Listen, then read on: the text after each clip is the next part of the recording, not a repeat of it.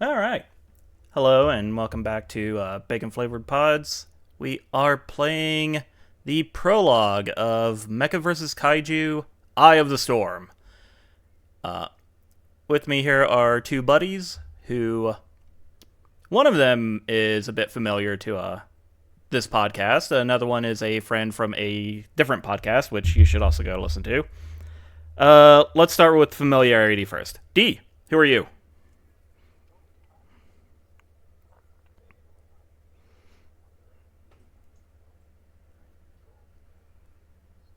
You have. All right. And CJ?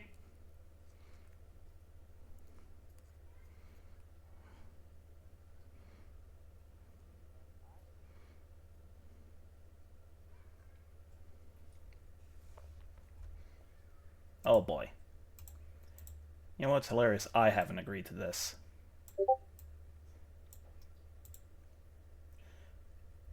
All right. Give me 1 second. I have to quickly edit the stream overlay. But yes,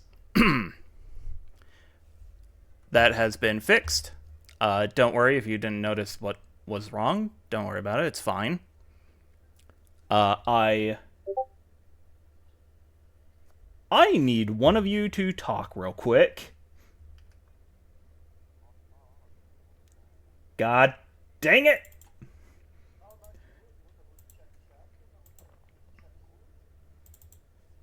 Oh. Oh my god. Okay. One moment. Technical difficulties on the end of the stream. Because, for whatever reason. Okay, you know what? Let's try Try audio input capture. capture. Uh, Okay, would one of you please talk? No, No, they they can't. can't.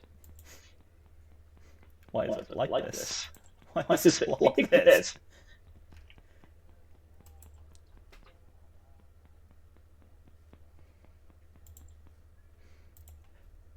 I don't understand why specifically audio never works for me. Just for me. Oh god. This was part of the okay. Uh yeah, no, I have no idea. Why is it always like this? It's always like this. I'm going to freak out. Okay, say something. Nope.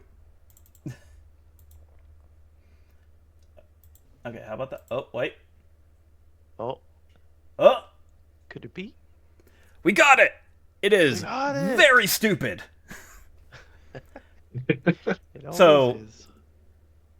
Okay, so for the audience at home, I'm not using headphones WH2037A stereo.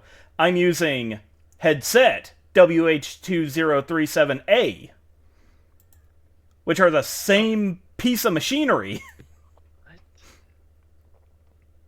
Yes, Oh. a common mistake. Oh, yeah. Okay, we're not going to go. You know what, heck it, if you two want to introduce yourselves again, go for it. No, fantastic. Let's keep going. You two can be heard, and that's way better than what it usually is.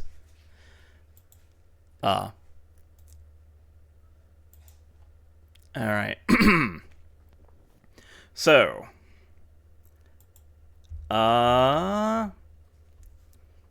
It is a couple, it's a couple months after the end of World War II. Hitler is dead. The bombs have been dropped upon Japan. And the Allied forces are doing their best to rein in the chaos of the world. To varying levels of, efficiency or... I forgot the word that means doing it well, but yeah. You too? Yeah, it's one of those words that I just 944. lost. My vocabulary has significantly decreased. Yeah, same Even here. that was a lot to say. All right, so, you two have been called to the office of one Brigadier Red. He is a large, stocky man, and you very much get the feeling that this is a bit of a off the books mission. Mostly because the two of you and him are the only ones in like this half of the facility. You are all located in Japan, one of the Allied occupation bases. And in this room, he has a projector, one of those little slideshow projectors. And he clicks it, and it is a image of a forest that seems to have been like burnt to cinders. And he will say, "We have called you two here for your expertise in subterfuge and raw destructive abilities. For we have discovered some concerning information." He'll click the thing again, and this time it's a aerial photo, but it's kind of like more grainy than you would imagine 1940s technology to be. And it shows a top view. It shows a top view of the forest, and you can, like, if you squint and kind of tilt your head, you can kind of see what looks like a building deep within the woods. And he says, according to some rumors that we gathered while evacuating civilians from Hiroshima, there seems to still be a Nazi facility functioning. We have some amount of intelligence stating that this might be a genetics facility. He'll click the slide again, and this time it'll show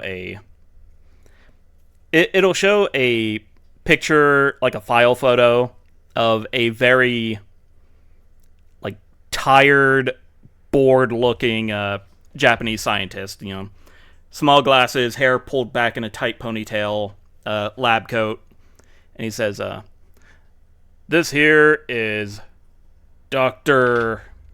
Onikage. He is a geneticist for the Imperial Army. Apparently he even got rewards from the Emperor himself. But this facility is supposedly his, according to some of the," and he'll put in air quotes, "civilians that we evacuated from Hiroshima. According to these civilians, this Dr. Onikage was in charge of the super soldier program on that side of the line. Let's see. Our intelligence says that it was codenamed Project K.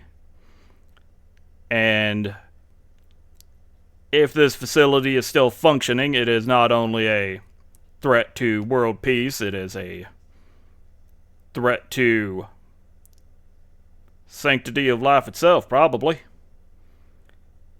So, what my higher-ups have told me is I need to get some people into that facility, and best case scenario, capture Dr. Onikage, bring him on over to Project Paperclip. Providing he's still alive, this area is still rife with radiation. But if you cannot secure Dr. Onikage, we would need you to get your mitts on any and all pieces of literature he has on his Project K. Are there any immediate questions before we start getting you kitted out and sent on over here to check on our good neighbor? Can I have like a mini chalkboard Yeah. that I can like write on? Yeah. You know what? Go ahead and describe your character. Oh, is there art that I should be basing it off of other than the one? I'm using the one because I think it's hilarious. You can have this character look however you want. No, I think that's cool. Gas mask, fully equipped, fully covered, head to toe, long sleeves, black gloves. Maybe just always kitted for his own personal needs. Definitely stained and sweaty under there. So it's not like a prim and proper army person in full gear. It's just somebody who never bothers to change. I probably shower in this shit and it just dries on me. And I'm covered because like there's black kind of like satchels on me and my black gloves and everything's just covered in this white powder from the chalk that I'm always just wiping off with any piece of material that I can get my hands on when I need to write something new. I would say probably on the shorter side, like 5'2", 5'3", I think is fitting to the character that I have in mind. So I'm just sitting in a chair. My legs are up. My legs are very short, so like the chair is extremely close to the table, so that my legs can be propped up on it if the captain will allow for it. For such an abomination to his eyes. Yeah, the brigadier knew what he was getting into when he brought you two in here. Excellent. I'll breathe heavy and under the gas mask, and I'll write "no fire?" ? And I'll show. He'll ponder that for a moment and then say, the higher ups would like that you bring back the information on Project K, again, providing you can't get Dr. Onikage himself. But if Dr. Onikage and or the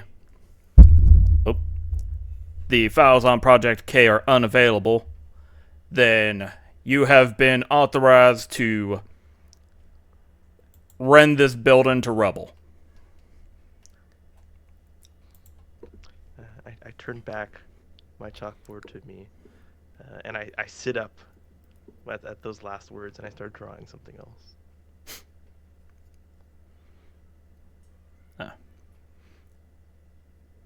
He will, the Brigadier will turn to your character, D, and say, you got any questions? And go ahead and introduce us to your fellow.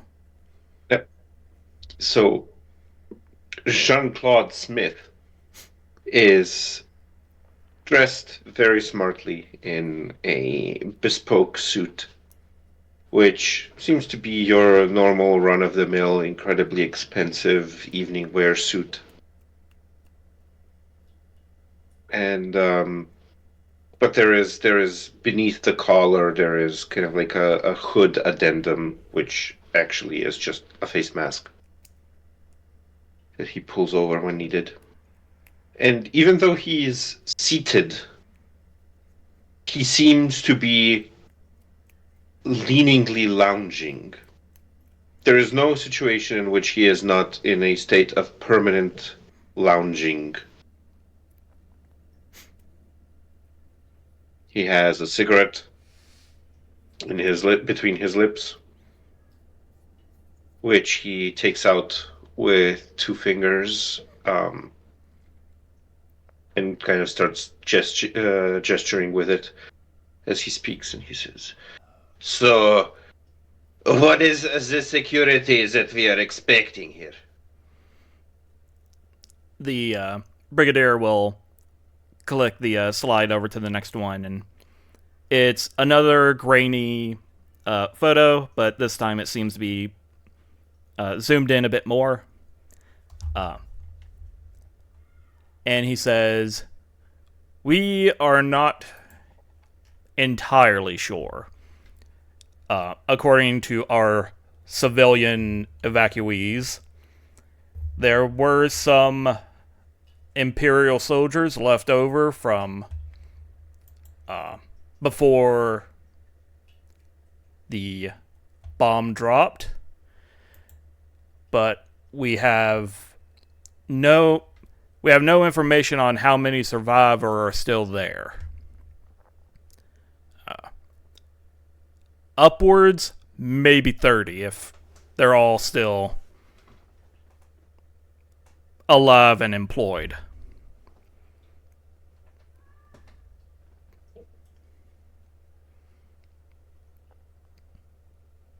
Very well.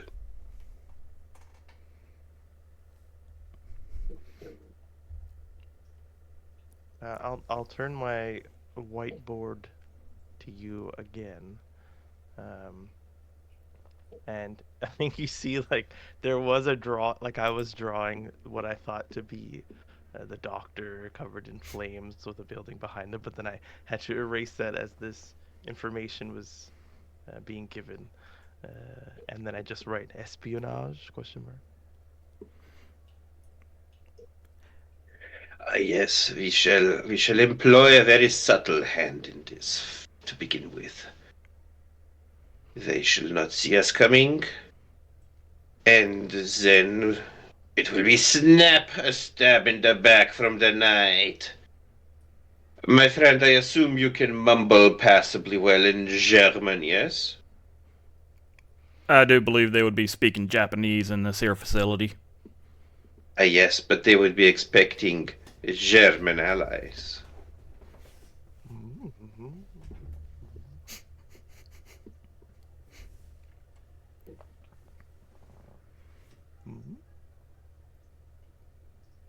Well enough.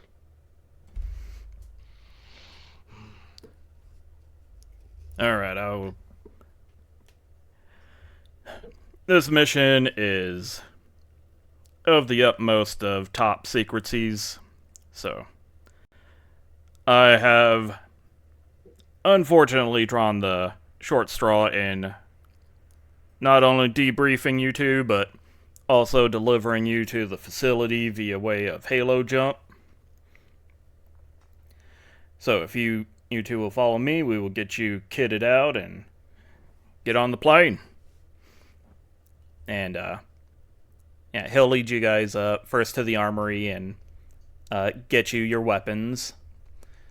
Which, you know what? Furno, go ahead and describe your weapons. I'm gonna be honest, I don't know if I gave Mr. Smith weapons at all. I think I just gave him skills. Well, being Furno, well, I won't give away that aspect yet. I am carrying on my back a large flamethrower and all the attachments that come with it. Maybe I have like different nozzles that like don't really do all that much. It's more of like a stylistic thing. It's like those you put them on top of like your coffee and then you pour the milk in and it doesn't actually make the milk make the shape that's like carved out of the thing. Yeah. It's like that on the edge of my flamethrower. But the flame just tears through it every time. I am kitted out in an asbestos suit, which isn't necessarily a weapon, but weapons and armor. Yeah, it's part of your gear. Yeah. And I think that's it. Do I get like a little something? Nope. Okay, so for means of narration, I will say that the two of you do have like a regular, just like service gun, and like maybe a melee weapon of your choice, but these aren't special. It's just like, okay, yeah, no, here's a Glock, and here's a combat knife. Yeah, the things I have given you guys notes about are like your specialties, which for Mr. Smith is just all abilities. Yeah.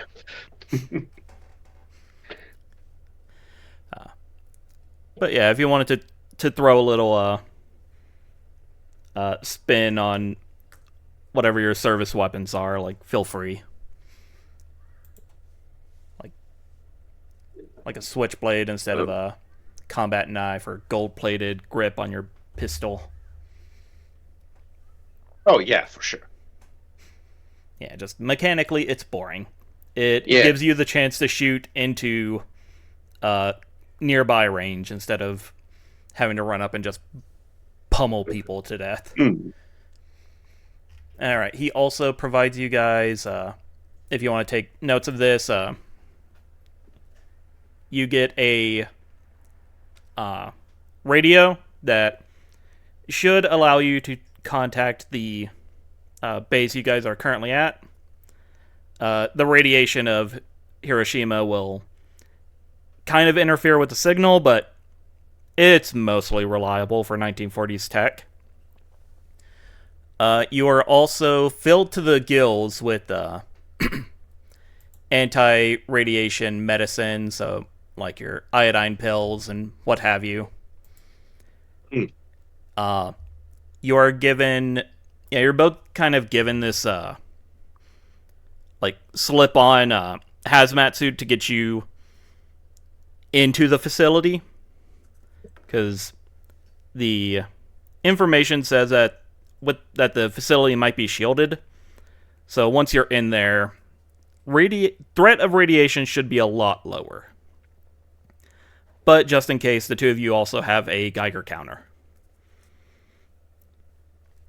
So. Okay.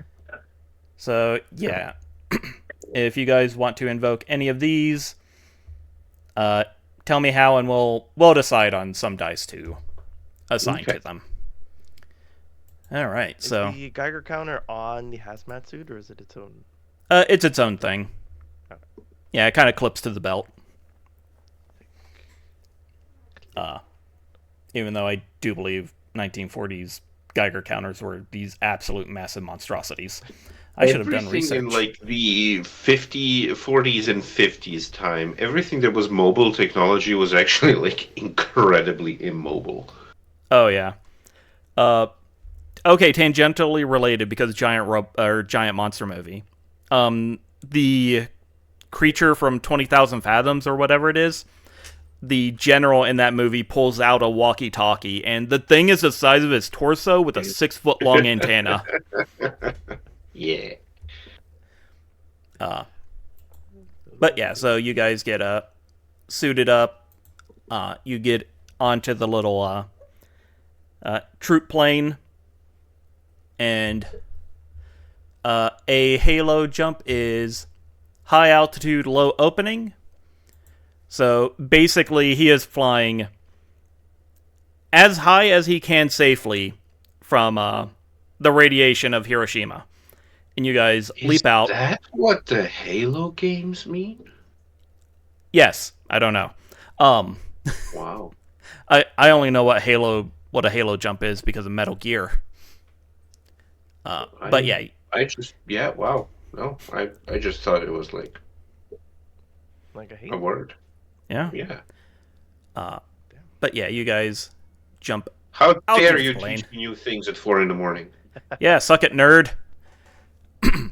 But yeah, you guys jump out of the plane, rocket towards the ground. But you know, you're both trained soldiers, and you rep the parachutes in time, and just like the American propaganda action movies of World War II, you land perfectly safely. You don't get hung up on any branches. You don't think anyone has seen you. You don't see anyone obviously around. You are nearby the base, like not so close that someone could shoot you with a pistol right now, but close enough that if someone was on lookout, they might have seen your parachutes. If they were paying very, very much attention. Going up towards the base, you know what? I will say that I will call for a roll. So let's see. Is this a stealth roll?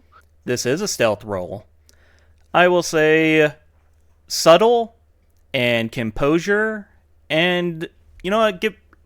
Give me whatever aspects you guys think would work into this roll. Do we use one aspect or several? One, unless your power says otherwise. Gotcha. Or unless someone provides a help action in which they will basically give you the aspect they rolled. And while you guys are doing this, I am going to roll the danger dice, which will basically be your number to beat. So our D20. So it seems like the roller will roll a d20 no matter what you do. That's Yes. because there's a fate die or something. Like we get Yeah. It's like it's thing called the that's fortune dice. Yeah, we're super special. Yeah, you're the protagonists. We are the protagonists. I'll say 2d4 for these danger dice. Let's see. Is it composure and subtle? Right. Would you allow me to use my identity aspect, being the silent portion of a silent pyromania? You know what? I will allow it.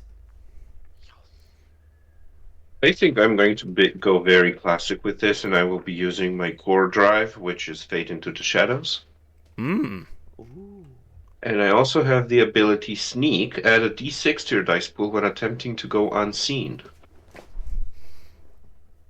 All right, nice.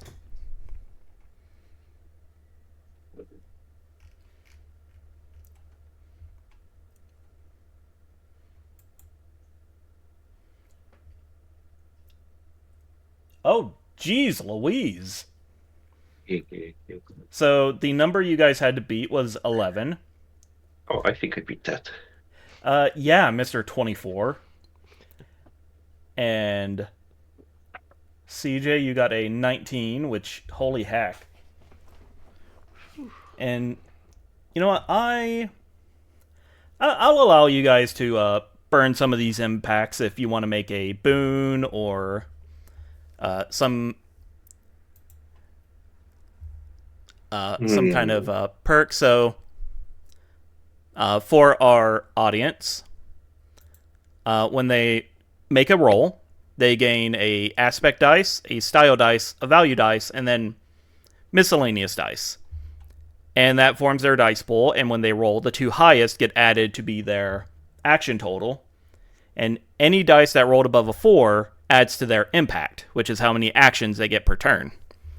Impacts can be spent to basically gain a reaction point, which lets you negate a point of stress.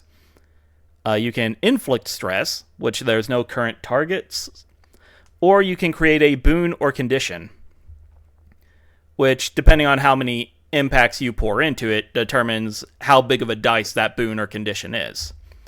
So, you spend 1 impact, the boon is a d4, 2 impact, it's a d6, so on and so forth, up to 12.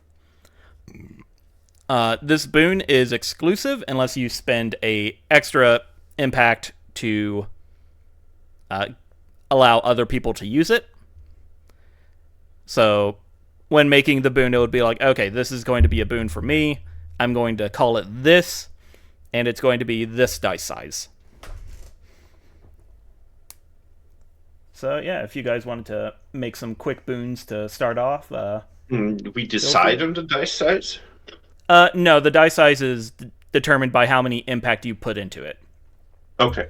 So if you guys wanted to, you can both make a boon that's a D8 by putting 3 impact into it. Mm. Can I make a Or D6 you could boon and then extend it to D? I was about to say that. You sure can. Can I create a boon called "Get to the Chopper"? So because we're going so silently and we're not obviously we're likely not rushing. I'm taking in the route that we take to get here. So in case we need to make an escape in the same way, maybe it'll help us leave faster, or cut through and get back faster than we came here. Some sort of boon. Yeah. All right. So escape. Yeah, the two of you make a note somewhere of get to the choppa D6, and that will be a boon you guys can invoke whenever you are escaping. To escape. And I would like to create a boon that extends to all of us, also a D6. All right. Which is going to be called the Black and Gold Dress. Oh, God. Okay. And I am basically going to take out a can of temporary spray paint, and spray it all over my companion, and thus convey to him the same boon as my suit has, which is it camouflages perfectly, and people are never sure what colors it is. I love it. All right, it's a stealth boon. All right, so a stealth boon to confuse and befuddle and anger your enemies. Got it. Tighten my gas mask back. All right, so yeah, you guys sneak up to the facility. It is very quiet. It's getting on in the day, so shadows are starting to stretch pretty far. But you do not see any obvious movement from the outside of the facility. Because this is a proper evil scientist facility, you do not see any windows that are easily accessible.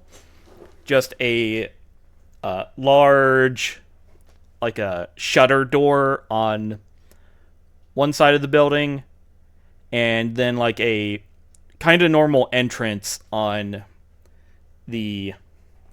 Okay, the shutter is on the north side of the building. The normal, employee entrance, basically, is on the west side of the building. You guys can... Mr. Smith on the shoulder. Can we say, Mr. Smith, would you mind knowing basic sign Mumble? language? Yes. So I'm going to assign to you Y, blue, and black, and then point at my suit. God. My friend, it's a French thing. It is a designer thing. It is a prestige thing. I imitate having a collar on my shirt, and I pretend to tighten it. Yes, very good. If you must kill, kill with style, I always say. Yes, I sign absolutely.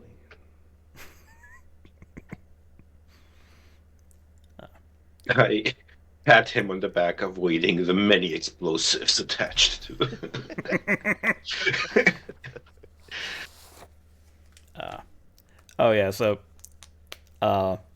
since I mentioned that you guys can see both entrances, you are coming from the northwest, and you see that the building seems to be the eastern half of this facility seems to be built into a mountain. Just a bit of scene setting that I forgot to add because it's not on this little index card of a map I have. Shame. Sorry, I was writing northwest, and then you said what direction it was, so my brain. Did you say east? The Yes. the eastern portion of the facility is under a mountain. Built into a mountain. Okay. That's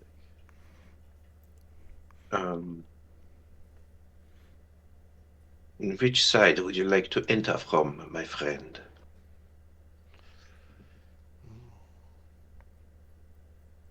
I even make the like. you write out on your chalkboard. I don't have anything I can maybe use. Oh no. You know what? Well, Can I just? I want to like choose the right direction, but hope the dice push me there. Okay, you know what? Let's say creativity, spirituality, and you know what? Conflict. Just for the heck of it. Okay. Oh. Yeah. Accidentally highlighted everything. D8, D6, and D4. All right. The danger impact or the danger total is 13.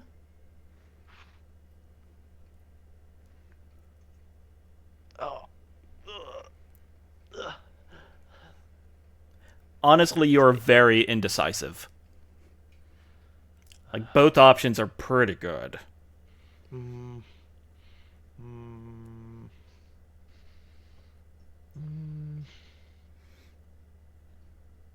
gonna like pat you on the back and like kind of like bow. Well, wait. Sorry. How tall is Mr. Smith?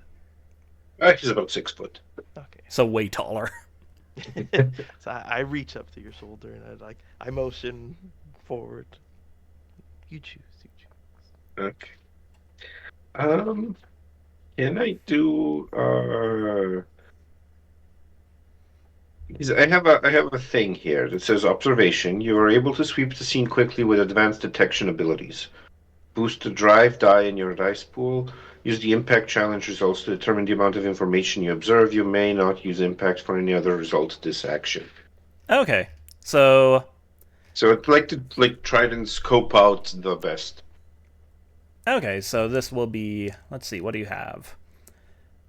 I will say that you can use either International Man of Mystery or Capture the Facility for your aspect. Mm-hmm. Subtle or creative, or no, subtle or swift. Mm-hmm. And then composure. Yeah, composure. Okay, so I'm going to use composure and subtle and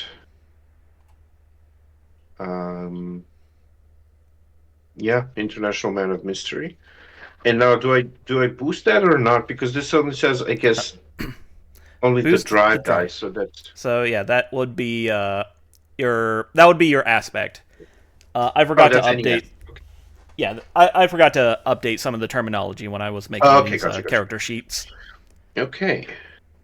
So yeah, so International boosting Man means of it goes from a Mystery. D6 to a D8, I assume. Yep, that is correct. Okay. And this time you don't have a target number. You're just going by the pure number of impacts, which is 3. Yeah, that's 3 impacts, but a total of 16. All right, and let's see. And what exactly were you looking for with this observation? I'm trying to scope out what is our subtlest and safest way of approach between the two entrances. All right, so looking at the two entrances, you would imagine that there would be like people immediately there and possibly a security checkpoint at the front door. Mm-hmm. But getting into this large shuttered door would cause at least a little bit of noise. So there's some threat to sneaking in either way. Mm-hmm. But one would be far more quiet if you could slip in, and the other one would, in theory, have less people, because looking at that shutter door and how big it is, and how big the building or the section of the building it's attached to is, you get the feeling that this might be a garage of some sort. Mm-hmm. Okay. I'm going to motion towards the shutter door in that case. We're going to head over there. And as we're heading over there, I'm going to say, my friend, how good are you at silently melting metal?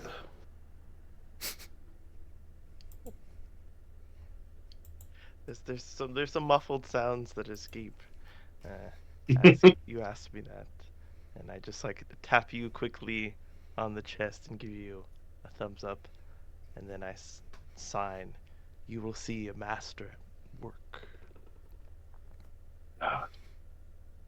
Très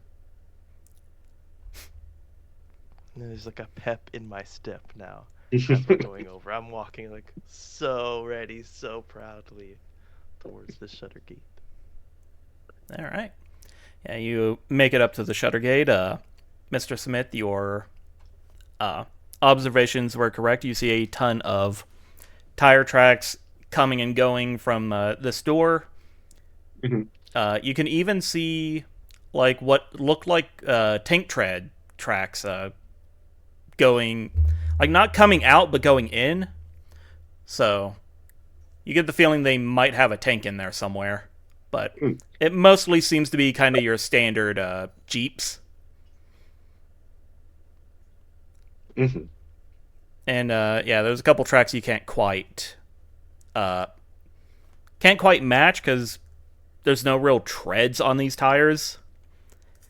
They seem pretty bald, but also like very thin. They're weird. And let's see, you want to melt through the door silently? Yeah, I'm thinking yes. Correct. And the idea is that instead of like busting it open and making a whole lot of noise, maybe like melting some hinges or melting a hole in it or something would be more stealthy. All right, so that would be a subtle composure roll from Ferno. And what aspect do you want to tag onto this?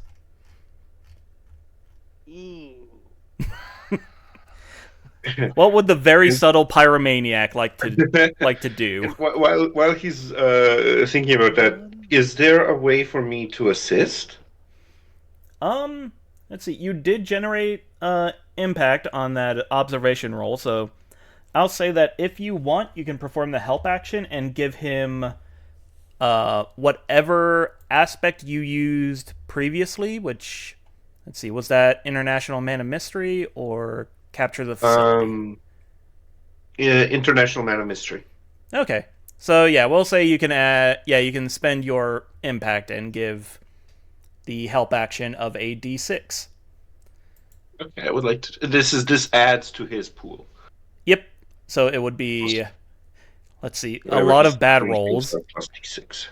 Yeah, so a D6 plus a D4 plus a... Oh, Composure is actually pretty good. A D8. And have you decided on an aspect yet?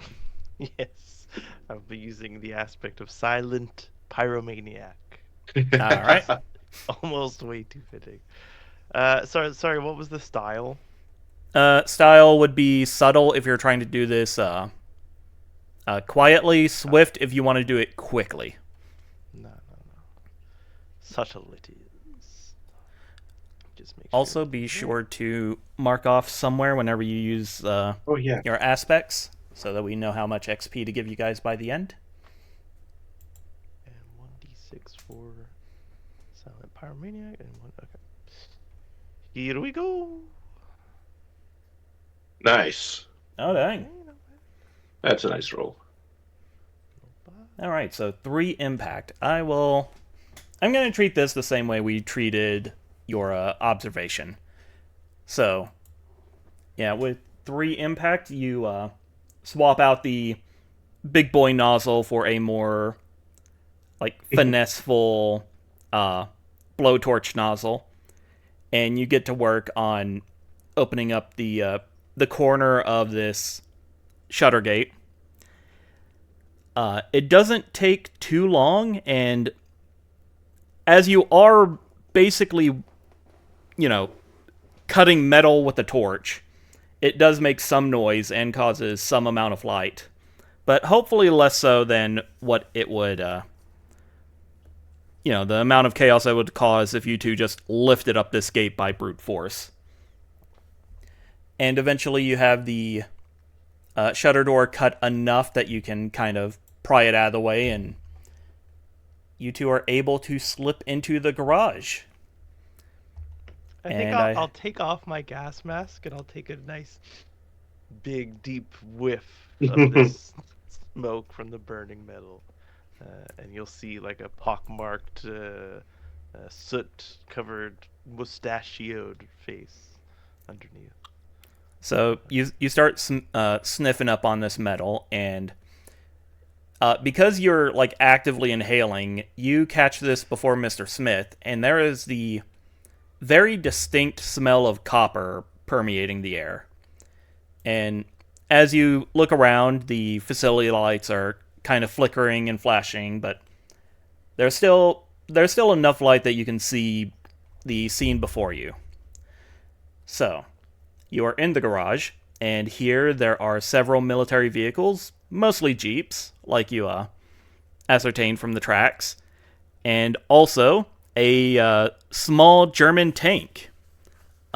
It seems to be for a smaller squad, so it's probably not as strong as some of the ones that you saw, like in some of the propaganda films back home.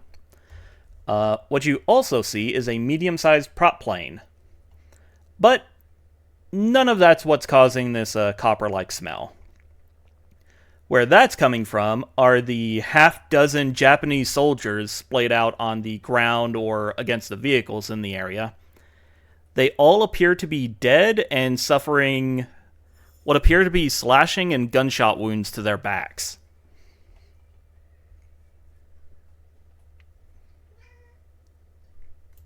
I think I clap a little bit and I skip over to them. It seems someone has done our job for us. How do you say? Fortuitous. All right, there is sleeping.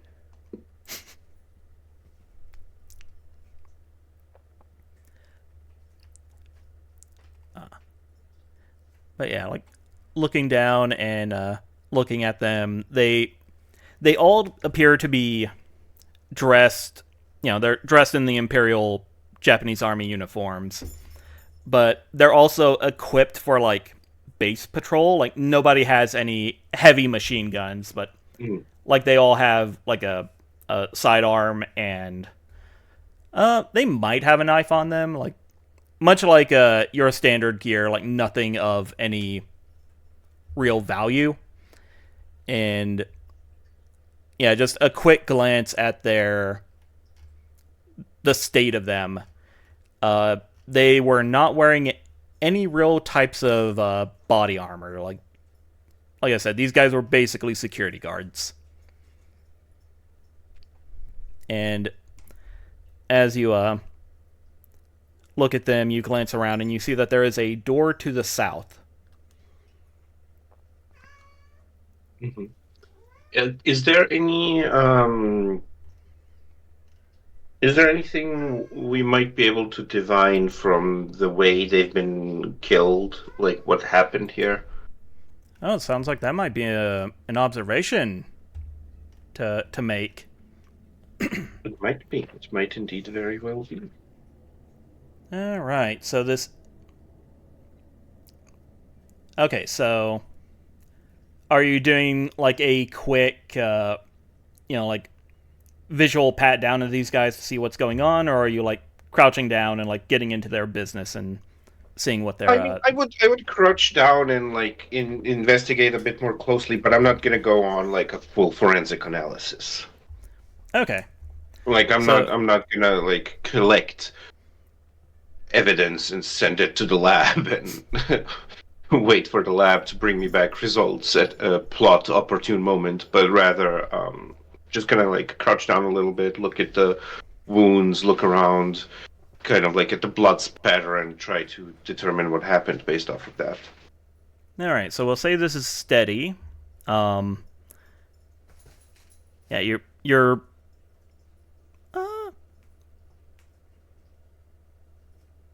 yeah, you're still being pretty calm and in control. So I'll say you can keep using composure.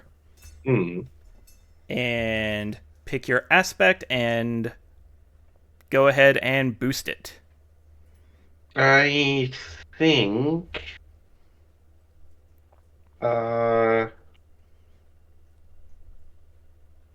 Would you say that? Well, no. Actually, I'm. Would you say that machination would work here, or more my? So my machination is your machinations are inconceivable, or I also do have like extravagant showmanship for conflict. I'll say that either could work here. Okay. What happens if I boost a D8? It becomes a D10. Then we're gonna do that. Extravagant showmanship. Steady and composure. Let me just construct the pool. So that's 1d4 for steady, 1d8 for composure, and 1d10 for conflict. And basically what I'm going to do is I'm going just to get into the point of it being extravagant showmanship, I'm going to perform like an interpretative dance of what had happened here. Like do one of those following the actions of the blood spatter and go like, he went here and then this is where he turned around and fell. I see. Oh, dang. Holy shit. For impact. 29 total. Oh, jeez. Wow, I am suddenly not as sorry as I once was about the ending of this. Anyways, so yeah, you're going around, you're doing your mind palace detective vision thing. From your point of view, you're seeing like all these guys like get up and start running away in reverse before like blood gets sucked back into them and a bullet flies out. Some of these guys appear... Yeah, some of the guys with the claw marks on their back appear to have been tackled, and if they're tackled, then what tackled them would probably have been, like roughly the size of like a German Shepherd, but you don't know of any German Shepherds that have rending claws. And like you're kind of watching this, and in your mind palace, you see these guys all kind of run in reverse to the doors of this place, and yeah, they were definitely running from at least one person with a gun, and then maybe 3 or 4 attack animals. Yeah,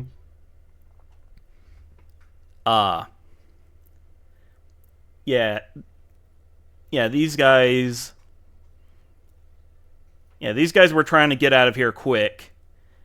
Or in one case, it looks like one of these guys was trying to get into the tank's turret seat. So at least one of these dudes was going to try and turn around and shoot back at whoever was attacking them. But like looking back at the bodies, you notice that nobody pulled their sidearm. So whoever was shooting them, you get the feeling they didn't think they could kill them with a 9mm. Yeah, gotcha. They're going to say, we must be careful, my friend. There are beasts afoot. And someone well protected. I assign mech to you? Question. Maybe. I mock shivering in fear. But you would know this to be in jest. Yes. Yes, well, as my mother would say, que sera, sera, which obviously is not French, but I will let you ponder upon that. Scratch my head. That's what my mother would say. Spanish phrase. Yes, my French mother would say a Spanish phrase while we were possessed of the last name Smith. All right, so with that little bit of a brain dancing CSI nonsense, we are going to take a quick little break, and then we are going to come back with the other half of this session. Yahoo! Yeah. All right, and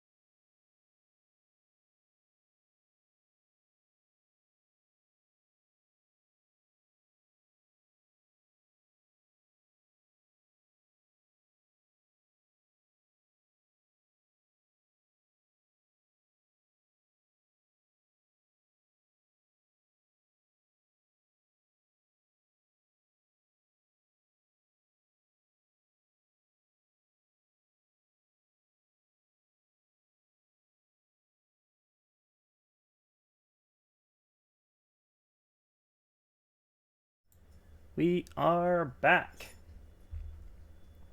I did not agree to this. That's your issue, not mine. Okay. So, you guys have... Make it your issue. You will. I've seen your roles. You are going to make this my problem. But yeah, speaking of, you have gained some knowledge about the possibly an attack. Well, definitely an attack. Possibly a raid. Possibly someone going nuts in the facility. But yeah, all the Japanese soldiers who are surrounding you are dead and have been either shot or mauled. There is a door to your south.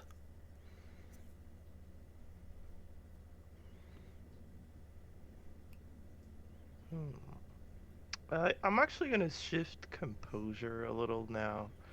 I think almost like suddenly, I kind of hunched down. Even while we were sneaking, I was kind of just doing it expertly, standing up straight, but now I'm like hunched over, more focused, as I just automatically assume that there's something on the other side of that door. And I'm going to sneakily walk up to it, and then just try... Well, you know what? When I get to the door, does it look like I can kick it down, or am I about to kick like a fully metal door guarded by a complicated password lock and biometric scan? Yeah, you are not in that sci-fi of a 1946 lab. I'll say the door is probably... I'll say it's wood. You could totally kick it down if you wanted. Hell yeah. Get to the door, take my flamethrower in my hands, kick it, and then just spray as the door opens. And like hit the door with the fire too, so the door lights on fire. Alright, so you do not need to roll for this. This is a thing that you just do. And so you start off lighting the door on fire, and then you keep spraying as you run up and kick the door down. And the door flies off of the door flies off its hinges, weakened by your very powerful napalm. And so it topples around, it catches some miscellaneous stuff on fire.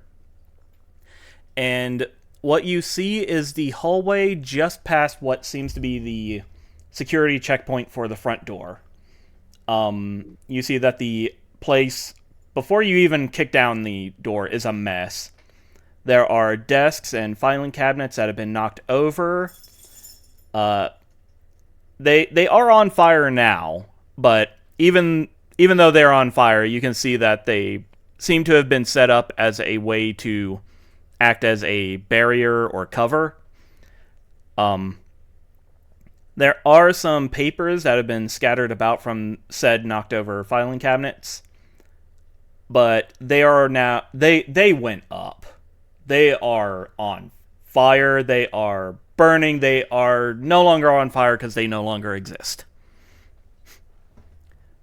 And what papers have somehow managed to escape the burning hell that you have created are like just crumbling away from the intense radiation of the area.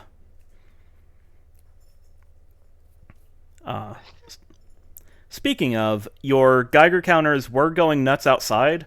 They are not going as nuts, but they are still ticking away. But yeah, you're in the hallway just past the security checkpoint. You see some metal detectors in the checkpoint proper off to the west. To the east, there is another door to the east. Is there any sort of remains on these file cabinets to give me a hint of what might have been in them? Like any paper that remains or any human remains? Whoa. Paper or I don't know if these kind of filing cabinets would have like something on the face of each drawer to be like. They do, and it's in Japanese. I try and read it. Perhaps I've unlocked the ability to understand. Let's see. I will. Yeah, you know what? We'll do a little roll to see if you get anything useful. For Japanese. So yeah, roll for Japanese. I'll say steady, because it takes some level of steady hand to be able to manipulate these folders without them crumbling. Mm-hmm. And I'll say composure and whatever identity aspect you think could work here. Well, this is extremely delusional of me to think that I can understand Japanese. All right, give me a delusional joy. From. I don't know if it should help me, though. You know? We'll see. I feel like I should get minus a D8 for being so delusional. I could give you a snag. Oh gosh. You know what? I would accept it because I we're gonna roll anyway. Yeah, we're gonna scratch the largest dice you roll. So. Oh, gosh. Let me just make sure. Conflict drive is a D8. Composure is a D8, and then steady is a D6. Yeah. Well, that fucking natural 20 is the largest side. Yep, that is. Okay, I'll say that I'll give you the inspiration for this. The alternatives are. Yeah, I'll give you the inspiration for the D20, but that is gone. So that will be a 10 for your action total, but only a 2 for your impact. So, you don't know Japanese. You have come to this shocking realization, but you do know a little bit about bureaucracy and paperwork, and the papers that are here seem to be like check-in and check-out and just keeping track of people as they come and go from the facility. Yeah, like checking the dates. People came in and left quite a bit up until the bombs dropped, and then no one came in and no one came out. At least that were, put down on paper. Okay, I'll just sign nothing here, friend. Hmm.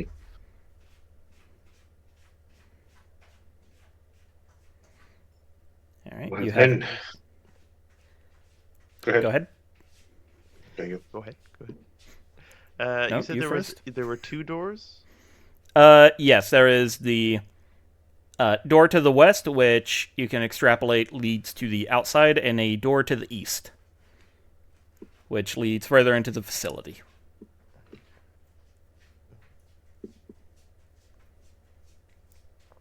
Just want to look up what inspiration does. Oh, yeah. So, inspiration, it's one of those things that kind of lets you do anything within reason. Nice. So, yeah, I'm frantically going through the PDF. But yeah, you can just create a boon for free. You can give yourself advantage or give the danger dice disadvantage for all intents and purposes. You can give yourself narrative permission. So, yeah, you could be like, you know what? I do know Japanese, actually. And some powers require the use of a inspiration, but I don't think either of you came equipped with that. I don't think so. Okay, yeah, Mr. Smith does not. Furno's. Okay, actually, Furno, you do have an ability that burns a inspiration. If you wanted to save it for now. Oh, the last one, yeah. Okay. I'll sign, shall we, bow to you, and then motion to the door that will lead us further into the facility.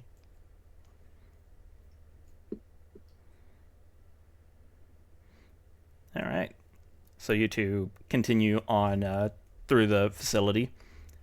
There are some more bullet holes in the walls, some more very dried blood stains here and there.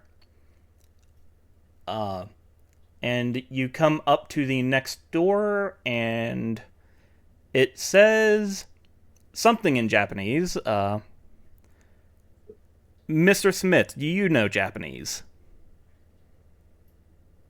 I am an international man of mystery with inconceivable machinations. All right. Good enough for me. So, yeah. Reading the sign label on the door, it says tertiary medical lab. The door is unlocked but closed. This is a medical lab, my friend. One that is less important than the less important one. I tilt my head confused. Yes, indeed. Shall we look beyond the door? Be on your guard. There might be something in it that we might not like. I light my light. I think you can do that on the flamethrower. Like you just the little starter light or whatever. Yeah. Just get that going without starting it. Yeah, the little pilot light or whatever they call it. Carefully open the door and see what's behind. Door All right. number 3. So, within the medical lab, there are various analytical medical equipment. You can see, like, centrifuges, old school computers, typewriters, microscopes, a autopsy table, like, the whole 9 yards for a small mad scientist lab on a budget kind of thing. There are 2 scientists who are standing there. They are both dressed head to toe in hazmat gear. Like more biohazard than radiation. Mm-hmm. They do not immediately notice you, but as you're looking at them, your attention is brought to the side of this room, where there are several of these massive stasis tanks. Just these big glass tubes filled with some indeterminable liquid. And floating in each one of these tanks are either, like, twisted, like, human bodies, like, real body horror looking things, and things you can only describe as monsters. It's like a fusion between a Komodo dragon and, like, a Doberman, almost. And, yeah, the scientists do not seem to notice you. They're kind of, lethargically working. One of them is, like, writing down things onto this just deteriorating clipboard, and the other one seems to be working with something underneath a microscope.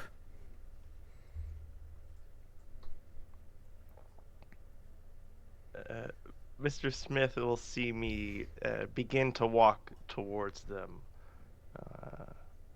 Not weapon sheathed, however you sheathe.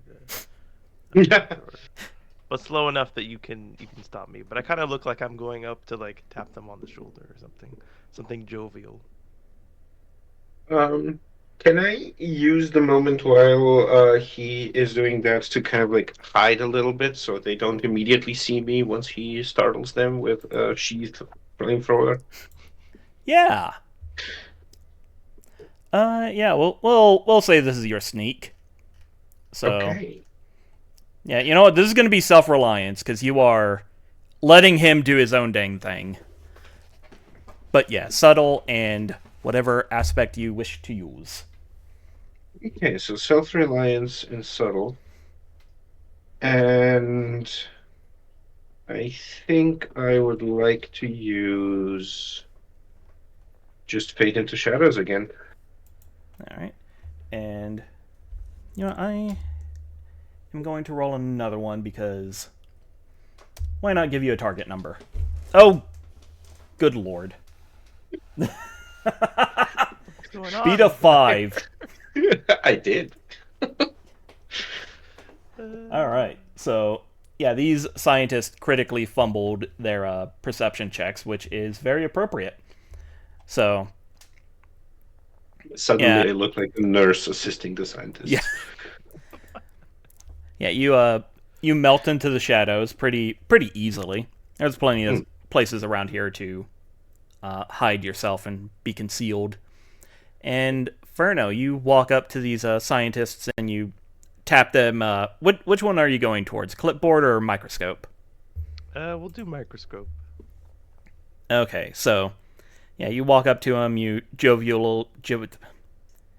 happily tap him on the shoulder, and he does not respond. He continues looking into the microscope and making adjustments.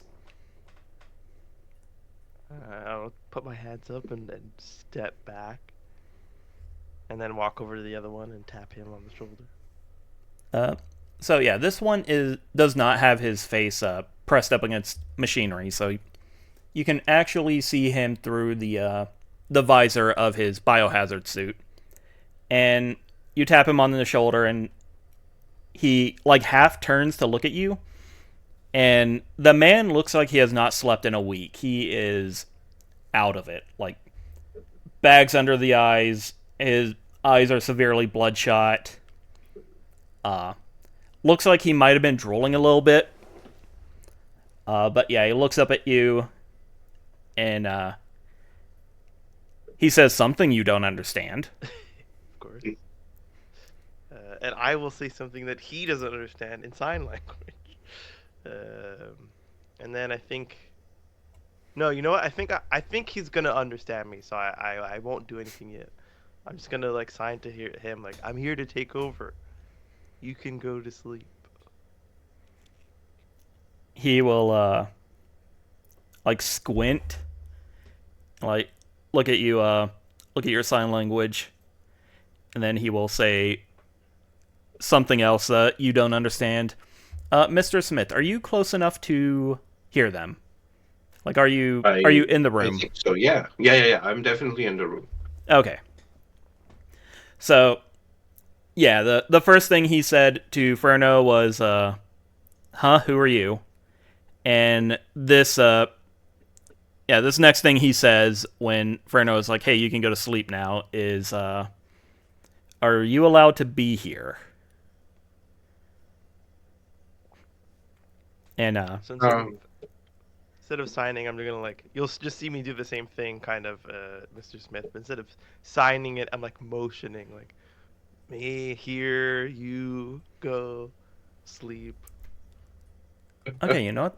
That sounds like a roll. We'll say this one will be your choice between kinship or passion. Kinship. Creativity. And my aspect of wanting to make friends. Oh yeah, make friends. And I believe you also have a D6 boon you can invoke because you have a weird coloration to your outfit now. So you don't necessarily look like a allied soldier. I like that. 3d6. Wait, it's all d6s, so 4d6. All right. And you know what? I am going to... Do I want to burn inspiration for this? Boop. Oh, no. Gotta be 11 or the impact? The total is 21 you have to beat. Oh, I was looking for Oh god, 21. Okay, a 17 and a 4 with 2d6s. That's not possible.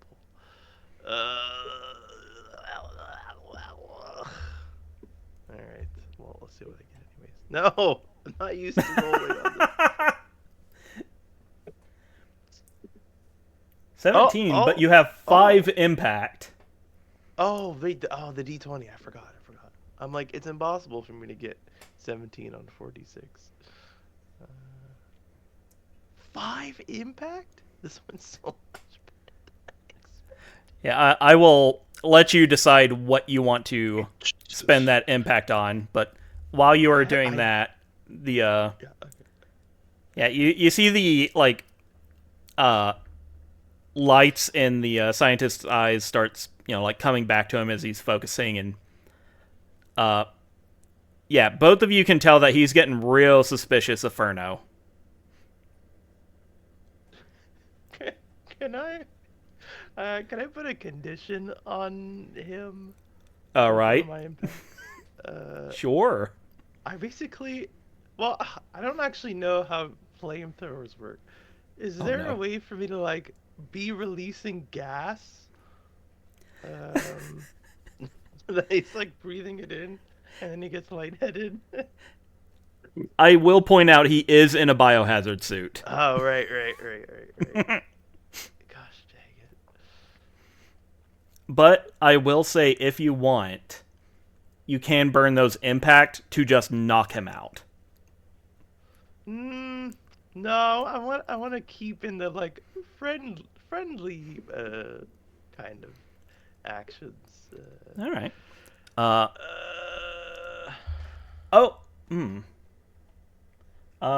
Okay, no, an extra D4 wouldn't have mattered. I was going to say he is sleep deprived, so that was a condition on him.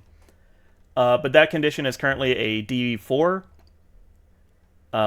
So if you wanted to increase that and make it harder for him to do stuff, you can. I would love to make it harder for him to do. How would I? Okay, so basically can I maybe give him a hug and rip a little bit of his suit so that it's compromised and it starts letting in all sorts of bad stuff. You know what? Yeah, I'll say you can do that with I'll say 2 of your impact. Okay. I don't mind if it ends up pissing him off that I'm getting in his space like this. But I don't want to do anything that's outwardly hey, that's you're trying to kill me. Yeah. Okay, so we'll say you have given him spent 2 impact to give him the condition of compromised biosuit for a D6.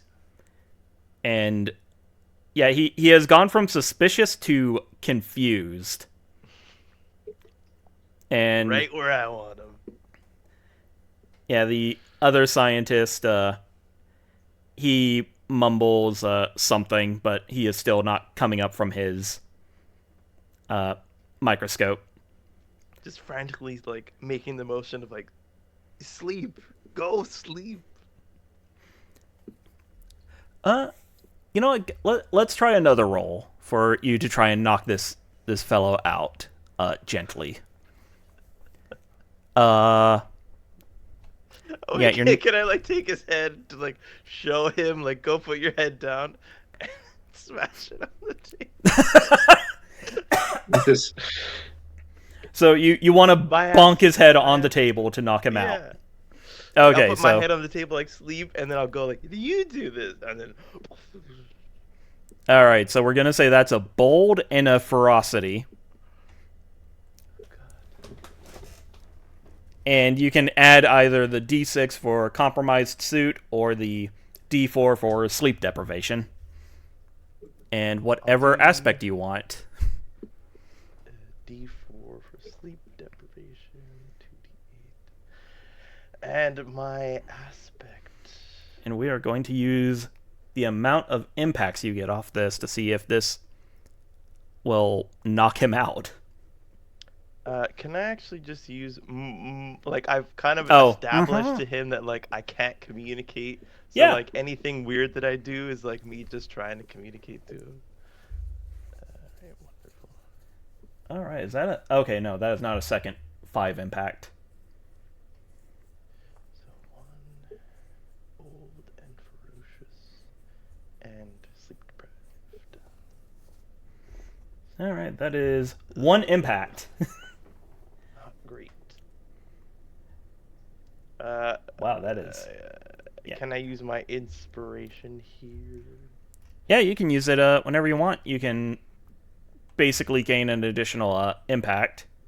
Because what you are basically doing is damage to this fellow. And I will tell you, 2 damage will take him out. Alright, I'll do that then. Alright, so you burn your inspiration, and you slam this guy's head onto the table. And, so you slam it on the table, you let go, he stands back up, and then he just kind of crumples. You hear the hissing from his suit as it continues to be damaged. And the other scientist looks up, turns, sees you, and then goes right back to the microscope. And Start looking for Mr. Smith, because he's really well hidden. oh yeah. Can I have used all of this commotion to sneak up on the other one to knock them out? Yeah, sure. Yeah, sneak, so let's see. Yeah, composure, subtle, sneak, and whatever aspect you want. Okay. Probably like fade into the shadows. Yeah. All right, and we will. Yeah, these guys aren't much of a threat, so that's why they're not doing counter rolls against you guys, and we're just going purely off of your impacts. Oh lord, how do you take this guy out? You psychopath. For those listening, he rolled another roll above 20. And has 5 impact again. Yes. I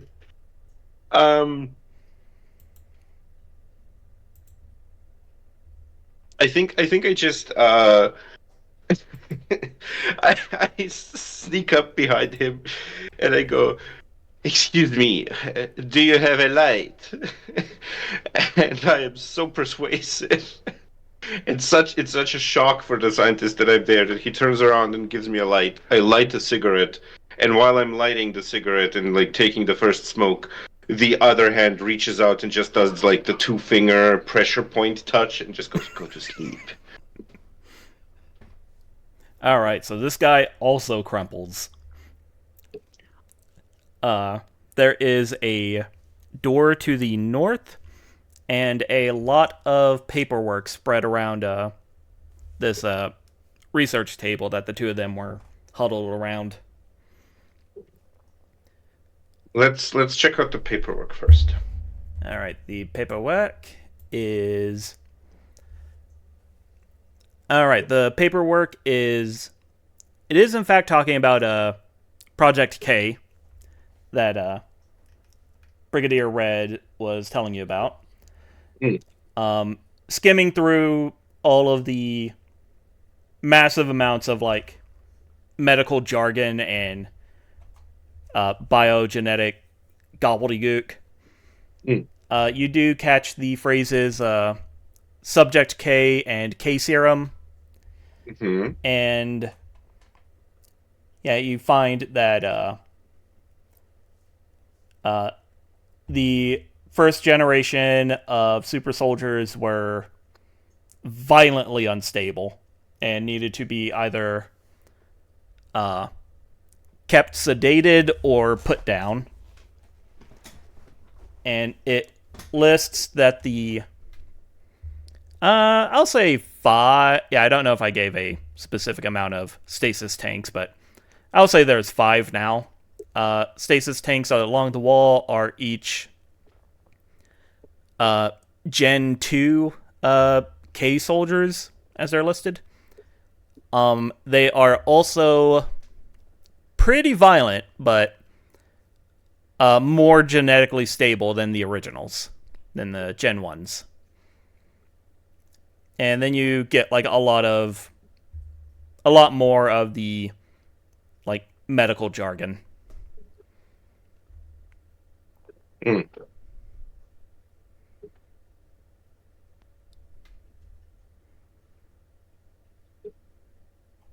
Okay.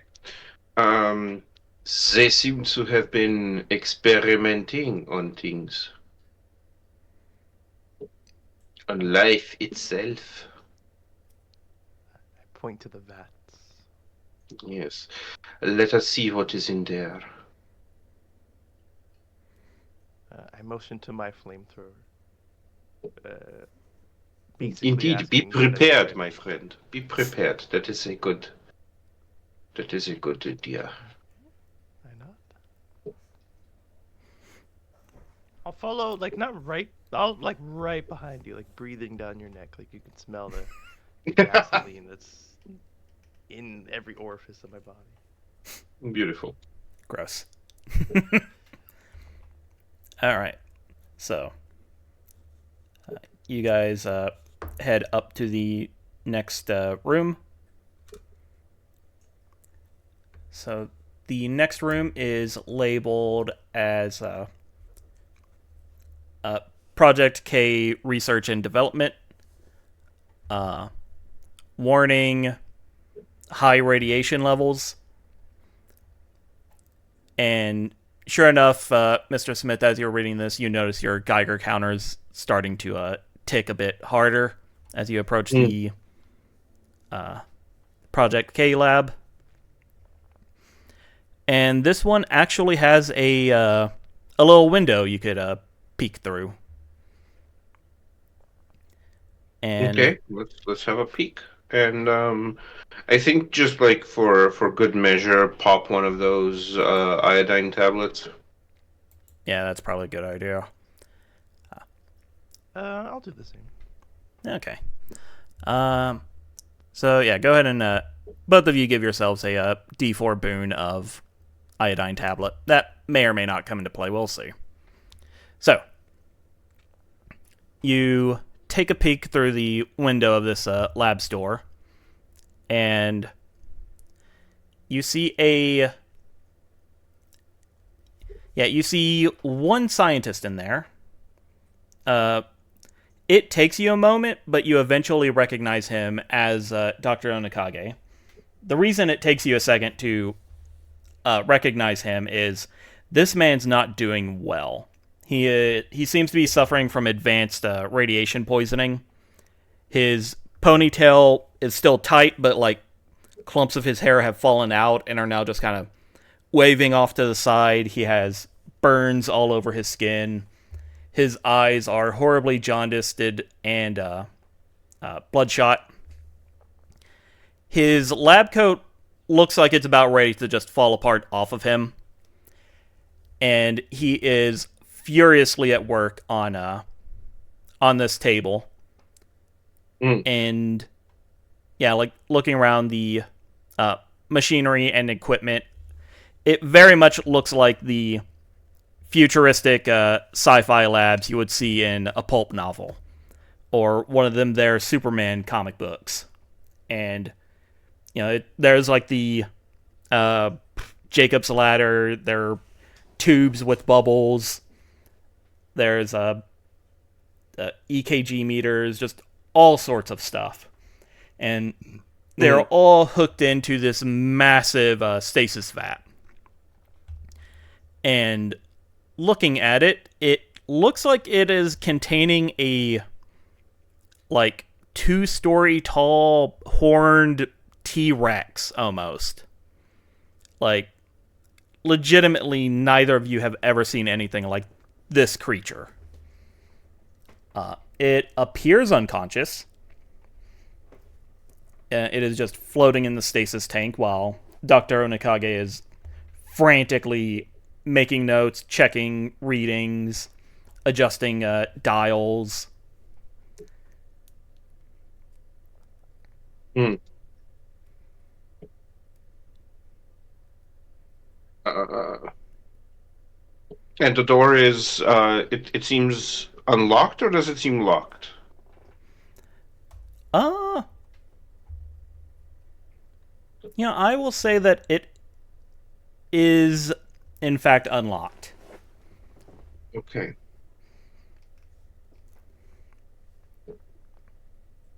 Um, I am going to say, well, we need the doctor, but we do not need the monster. So perhaps I attempt to sneak in and knock out the doctor, and you are ready to burn down the monster in case it wakes up. Yes? How do you feel about this plan, my flame-obsessed friend? I grab your hand with both of mine and shake it enthusiastically, and then kiss your hand and let it go, and grab onto my flamethrower and kiss it in the same way, and stand at the ready, right next to you. I slightly uncomfortably pat you on the head. Yes, right. And I suppose I'm going to try and sneak in and knock the doctor out. All right, so let's see. Herr Doctor?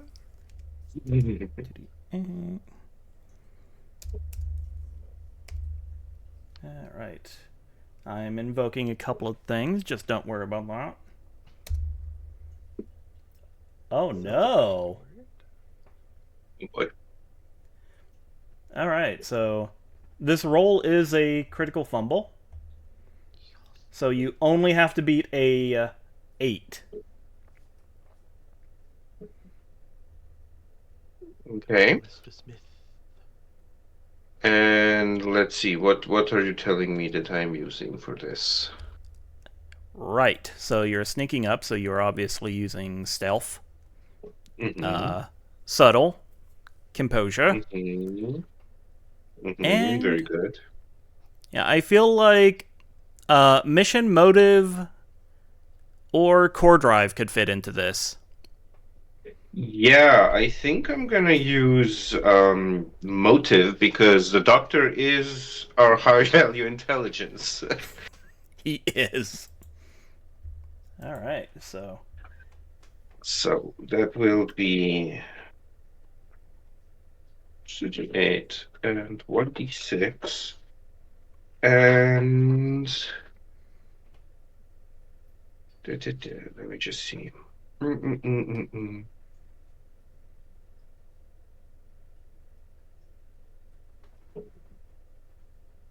Okay,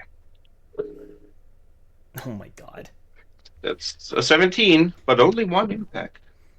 only one impact. So yeah, you sneak up to Doctor Onikage, and Mhm. yeah, this was a massive success to a fumble. So yeah, you sneak up to him and you do a very super spy esque like karate chop to the back of his neck, and you watch as he, much like I the pull out previous scientist. before I karate Oh, chop him. I pull out my special karate chop glove, which is just a normal glove, but it is designer. I love it. So yeah, you put on your fancy glove and you karate chop his neck, and you watch as he crumples. And yeah, you have a unconscious scientist and a monster in a vat. And oh right, so as he falls, and you can like see the papers he has been working on, they range anywhere from like uh, medical readings of this creature to like possible genetic applications for its attributes. You glance at it, appears to be feeding off of the intense radiation of the nuclear bomb, it is regenerating at a rapid rate. Mm-hmm. And that its name is Kaibutsu. And that name is where all the Project K stuff has been coming from. Mm-hmm. And the monster is at the moment not stirring. So now that you mention it, Oh, damn you to hell. You look up from these papers, and like I said, this thing's like 2 stories tall. It's just everything about it is massive, and you can see like its eyes like starting to move around behind its eyelids, and you're watching as some of the monitors that are checking its biometrics are starting to spike and fluctuate more rapidly. It hasn't like woken up yet, but it seems to be agitated. I am going to kind of like try to pick up or drag the scientist towards the door, and I am going to say to my friend, quickly, friend, we must take our prize and leave this place, for the monster, it is stirring.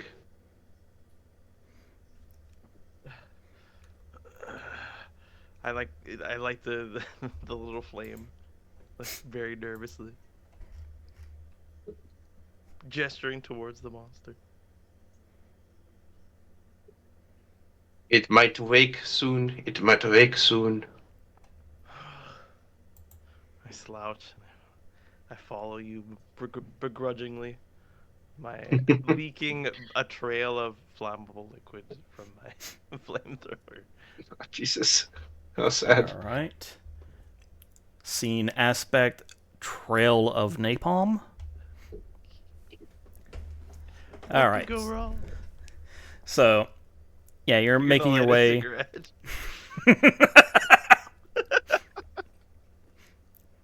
So you're making your way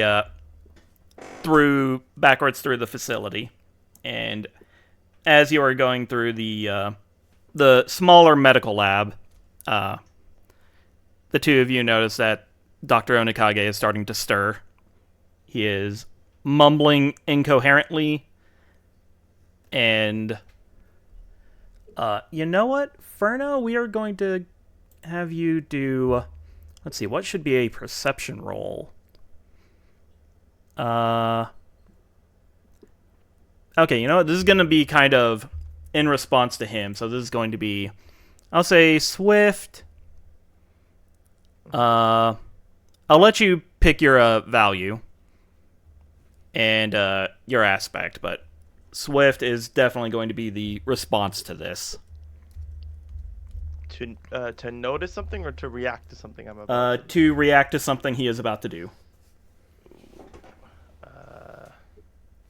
Ferocity, because I'm feeling a big emotion right now, and it's very easy to shift it towards being angry.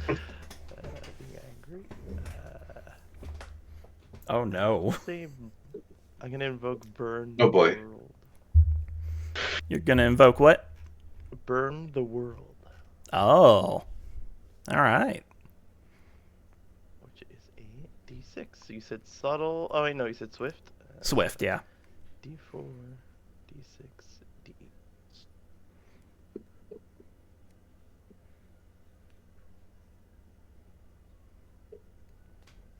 Nope, that's not gonna do it.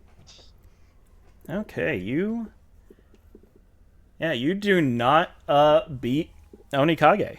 So yeah, he's starting to fidget more and more as you're carrying him, Mr. Smith, and Ferno, you see that he reaches into his coat and starts to pull out at first it looks like a gun. Like you see like a gun handle. But instead of like bringing it out and pointing it at you, how you would expect a gun, he instead pulls it out and then like shoves it into his own chest. Sorry. And you see that this gun, quote unquote gun, actually has like a little vial where the barrel would be. And both of you hear a hissing sound as the contents of the vial deposit into his chest.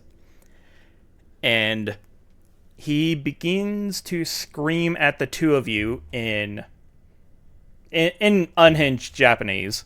So, Ferno, you don't understand a word of it, but you kind of get the idea that he is upset. 1 second, I need to drink some tea. Of course. Okay. So, yeah, he is screaming. He is saying, he's basically saying, I know the Americans were coming for me. You're not taking Kaibutsu. You're not taking my research. All of you are gonna die. And he is, yeah, his eyes are more bloodshot than they were before. Like he's got some veins popping out of his head and his neck as he is screaming. And as he is kicking and doing this, you guys hear a low rumble followed by the sound of a lot of glass breaking and a lot of liquid splashing. So, we are going to go into a little bit of a chase sequence. So, this is going to be a 2-part chase sequence. Okay. Part 1 is getting out. I have set up some things for you guys. And you also set up your own boon earlier to help with the escape, so... Oh.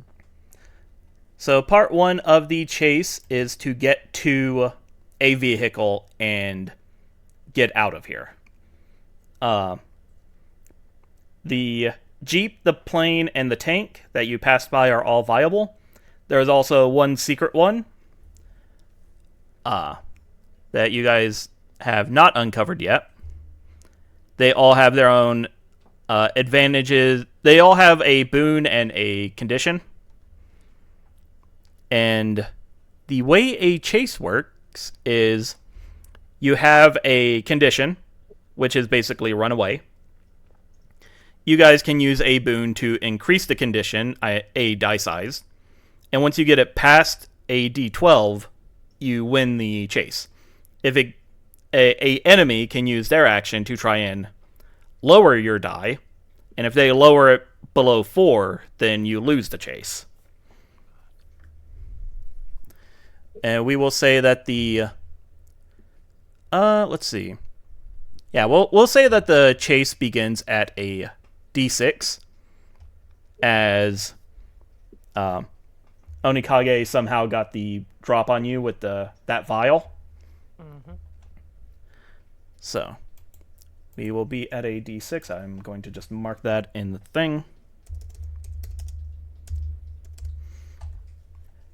Alright. And the way initiative works in this is popcorn initiative. So, basically, whoever's turn it is chooses who goes next. Mm. And then when everyone goes, the last person picks who goes next, so on and so forth. And Onikage will not be the first one moving because he did not crit in his shenanery. So I will leave it up to you to decide who begins the chase. I think probably you. Yeah, I was thinking a trail of napalm can turn into a trail of fire right away. I assume the splashing was coming from where we came from? Yes. Okay. Yeah, all the very concerning sounds are coming from the primary research and development lab. I'm scared now of what this thing's gonna do to us. So yeah, just a little. God, you told me what it. Pilot flame. Mm-hmm. To the ground, and trying to just light the path that we just took, to maybe stop him, damage him, light other things on fire. Hopefully help us to get out before he gets to us. All right. So, yeah, this is. Yeah, this will be kind of sort of countered, but as long as you get more than him, you will succeed, and the number of impacts will be how many things you can do. So, this one is just Onikage, so. You need to beat a 16. That's doable. Yeah. Is this the same, what is it called? Aspect, style, value for this kind of roll, or is it just one? Yeah. It's aspect, style, value, plus you created the environment aspect of Trail of Napalm. So, let's see. Did I say that was a D4? Or did I not assign a number to it? What? I think you just said assets, Trail of Napalm. Okay. Probably a D4. Yeah, I'll say it's a D4. Like, if you leak too much, then your flamethrower might be out of whack. Yeah, exactly. So D4. Yeah, let's see. Maybe ferocity. Sounds good. Bold or creative? I think it's pretty creative, I'll say. All right. Even though that's a lower die. And this is just my whole thing was I wanted to burn. I want to watch the world burn.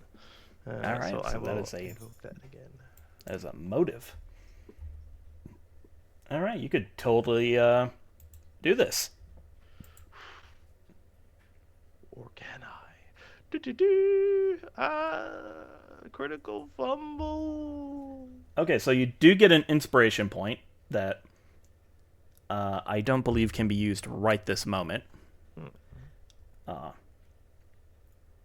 But because this was not his action, the chase die does not lower. So you just didn't advance it. Oh, wait a second. You do get... okay, let me just... So if you were to create a boon, the aspect can be renamed or represent specifics. If you're a fling situation, counter your rolls with danger die, did that. Create such an aspect. Okay, so you do get the use of one free impact, but I will say that as you failed, you cannot use it to progress the chase. You can, however, create a boon or a condition.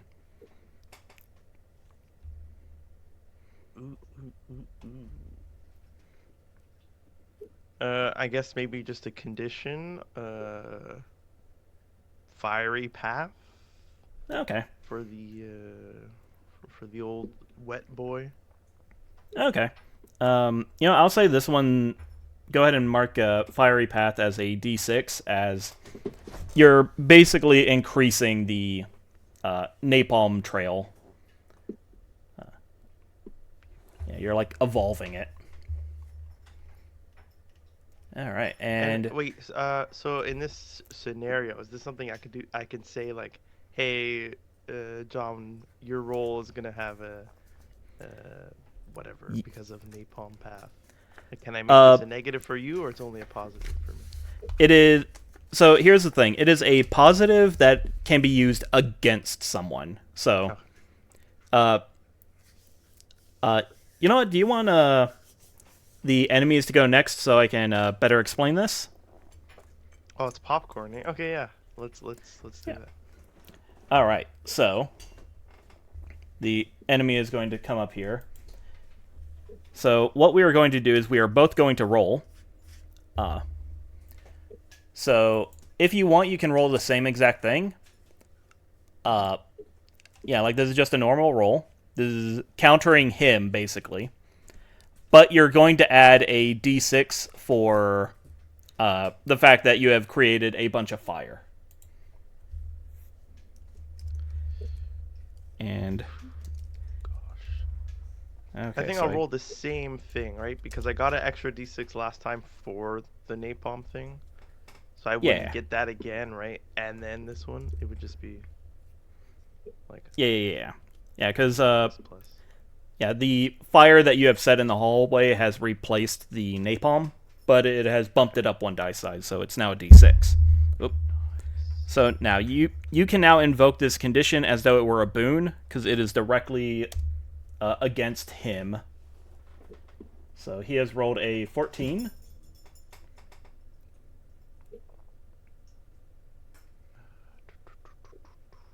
Hold on, that was a d8, d6, d6, d6, so it's d8. Oh gosh. Give me your strength, D. Why? Oh no. 5 impacts, but freaking a failed action. That's my MO. Yeah, and unfortunately, you cannot spend impact while countering. Yeah. So, yeah. As you are blasting fire down this hallway, you feel the whole like facility start rumbling, and as you do, you hear Onikage just shouting, "Die! Die, you American pigs!" And, but in Japanese, so you don't know what he's saying. And as you are blasting this fire, you see, like, this massive clawed limb, like, bust through the door and, like, start breaking the walls to try and force the hallway big enough that it can start coming through. And that has actually lowered the chase die by 1 to a d4. Alright, so next turn is Mr. Smith. Can I...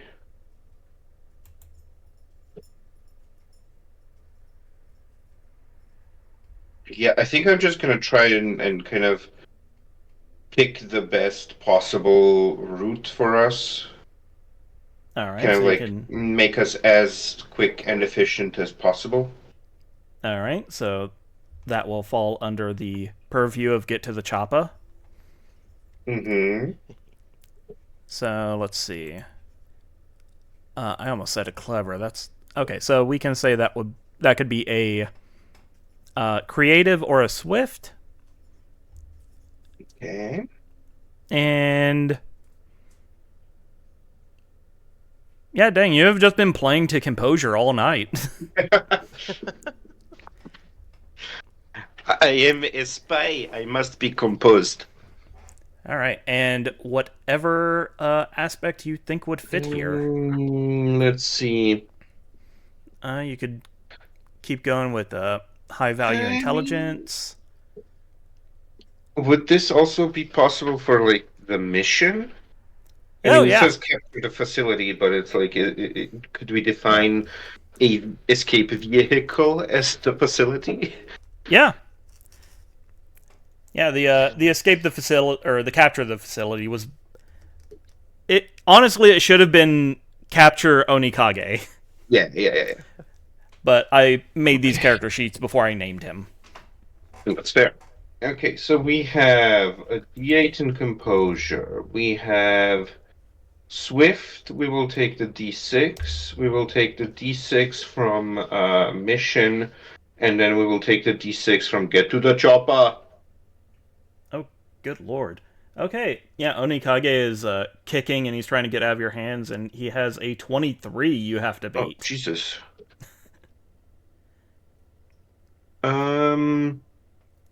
Now, All right, that that is is a... a bad thing, but I have some other things. Oh. Okay, let me see. Does this count as a countered action? No, you are being proactive at this moment. No, Okay. wait. Okay, wait, what? Countered action... Okay, so tell me what you were trying to do with that real quick. I'm looking at my notes, and the notes say mastery. The difference between the expert and the master is that they can achieve greatness in command. Once per scene, when your action is Oh. countered, you may re-roll your dice pool. All right, yes, it is, what he did is a counter move. So you can, in fact, invoke mastery. I would like to do that and re-roll my dice pool. And you can then choose which action total to take. So if you That's fail better. again... yeah. But if you would rather, you could take the original and get that inspiration point. What does scratched 5 mean? That means that it took off the d6 that rolled a 5. Oh, okay. Or one of the d6 that rolled a 5. Okay, gotcha. Yeah,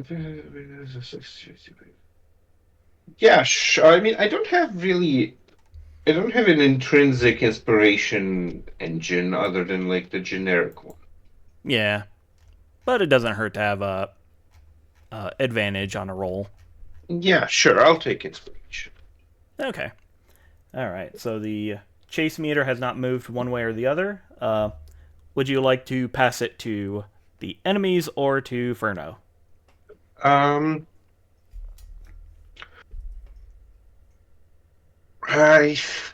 think I'm going to pass it to Ferdo. Good call. Yeah, very good. All right. So there's a giant horned dinosaur crawling its way through a hallway towards you guys, and Dr. Onikage is doing his darndest to get out of Mr. Smith's hands. And he's kind of slowing you guys down while doing this. So what would you like to do? I would like to... what can I realistically do? Because I have a gun and a knife, and Yeah. we're not trying to kill him. And I don't know pressure points. You could just try to pistol whip him into unconsciousness. Yeah, that's true. Might accidentally swing too hard, but you know. You never know. So like, yeah, maybe like I'll run and then I'll start to run faster and like swing my arms a little more wildly, and then using that swing, I'll bash down the butt of my gun to the back of his head, hopefully not hitting Mr. Smith in the process. All right, so yeah, we'll say that will be bold and ferocity. And yeah, whichever one of these aspects you think works. I'm not trying to kill him, so I can't use focused killing machine. Maybe just the same as D before, the capture the facility / capture the doctor. Okay.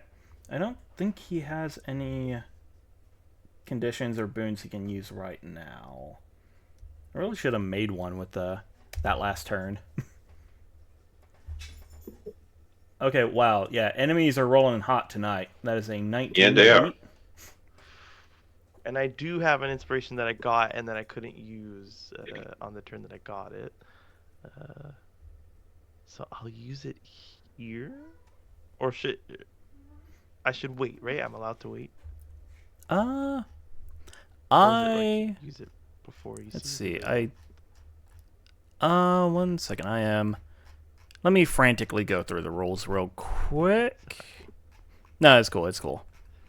I have no idea where I am in the PDF. Where in the heck? Inspiration. There we go. Spend inspiration just prior to rolling a die to gain advantage. So you would have to spend it before you roll. Okay.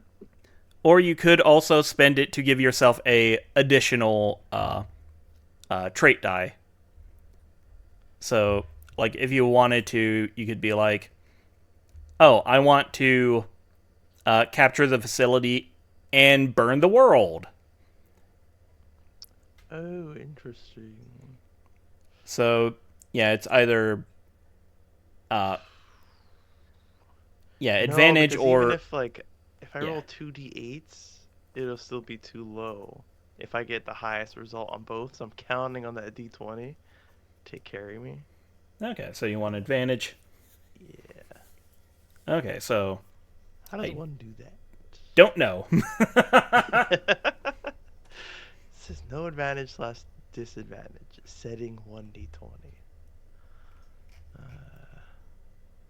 Yeah, that I don't know how to do on this bot. Let's just rate ADV, see what happens. Yeah.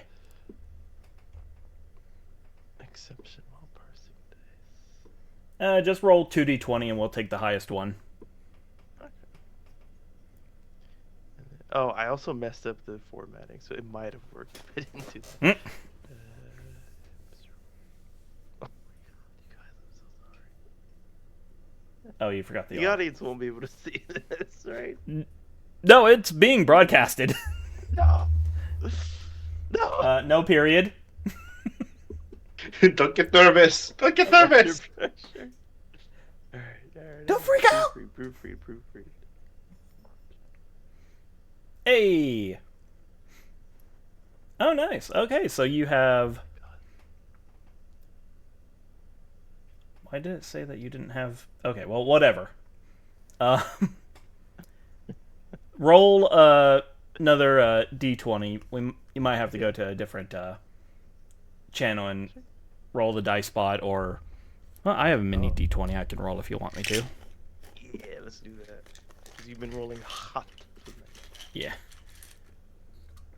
Okay. Tiny purple d20, let's go. That was a 3. Come on. But still, you got a 21, which beat his counter. So you advance the... Sorry about the noise, just putting tiny dice back. So you advance the counter back to d6. And you have 2 inspiration, or 2 impact you can burn.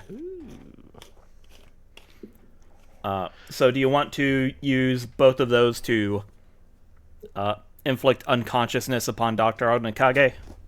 Of course. Alright. Hit him right in the temple. Alright, so you give him a condition unconscious, and he stops struggling and he slumps as you would expect, and you are almost like knocked off your feet from the accompanying roar that rips through the facility. But you guys have made it to the garage. So, as I said before, each of these vehicles have their own benefits and drawbacks. You can grab a jeep, a tank, or a plane to try to facilitate your escape. So what would you like to do? So when you say we can grab a plane, like this plane is, like, is it positioned in a way where it would be ready for takeoff? Like, does it have It is pointed in the right direction, yes. Like you wouldn't have to do a 3-point turn or anything. Is it pointed in the right direction that is closed off, or that Yes. is... It sure is.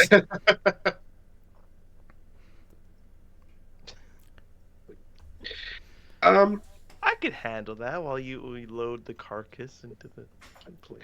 I want to... The carcass?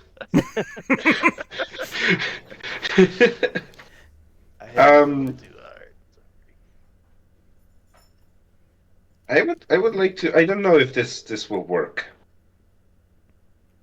but I would like to try a little bit of shenaniganery. I love it. So we have, like I said, there was that like mastery thing with the reroll. We had the observation roll for the mind palace determining things. Mm-hmm. And I also have a machination aspect. Your machinations are inconceivable. Mm-hmm. So what I would like to posit to you is that in a sort of a flashback moment of my dancing through the carnage in the garage, the garagenage, if you will, I also have picked up a remote control for the garage door for the plane. You know, yeah, I'll give you that. You have the remote to the garage door. Or at least you know where it is, because the thing is like the size of a tennis shoe and weighs 5 pounds. But yeah, Yeah. like it's right there. Okay. Excellent. Then I would like to. I suppose we take the plane and open the garage door and hope for everything to go as smoothly as it never does. All right, that sounds good. So don't mind me. I'm just gonna do a little roll here. A hex on you. Yeah, I'll say Mr. Smith, since you're doing all this brain palace stuff, you're gonna roll the Yes. counter.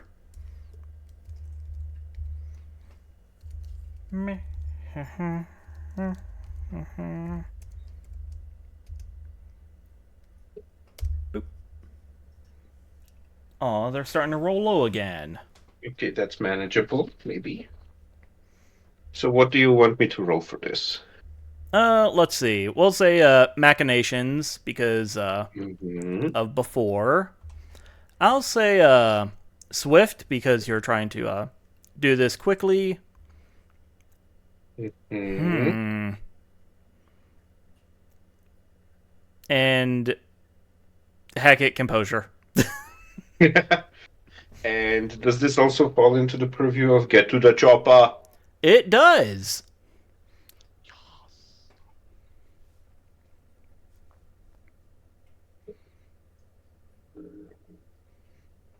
Yes!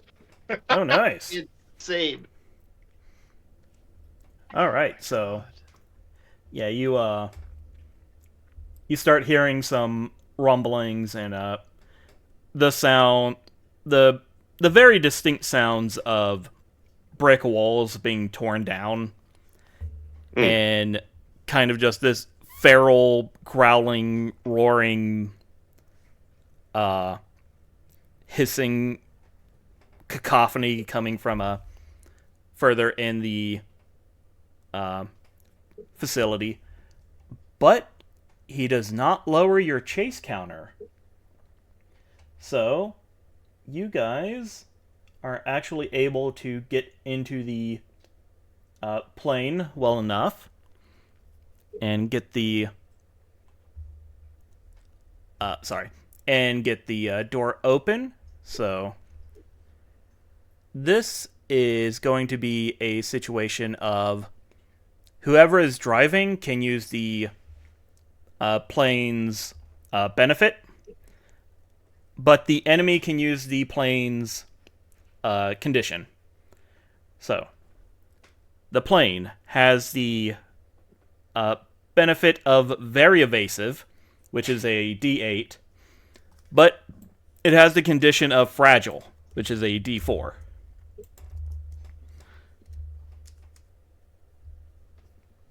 So, Okay. yeah, you guys can, well, the pilot, whichever one of you that might be, can invoke a very evasive whenever. And the other one of you is the passenger. And, yeah, you just gotta figure out what you're doing on your own. I don't know how to help you with that. Do you want to fly this thing or should I? I assume that a man of culture such as yourself has some experience. Oh yes, we had, in the private school for spies, we always had plane flying lessons. If you seem even slightly confident, Yeah. allow you to go. Okay. Guess I'll be flying. All right, and the enemies in that case will pass it off to Mr. Smith, and I will just.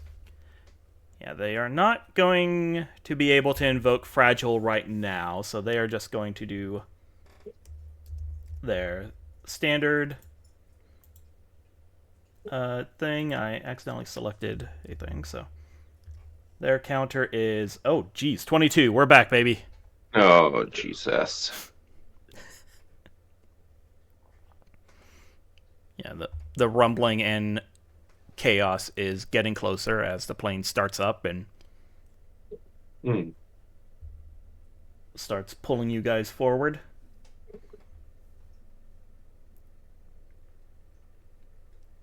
Okay, so what am I rolling to get? Oh, right. I will say swift, very evasive.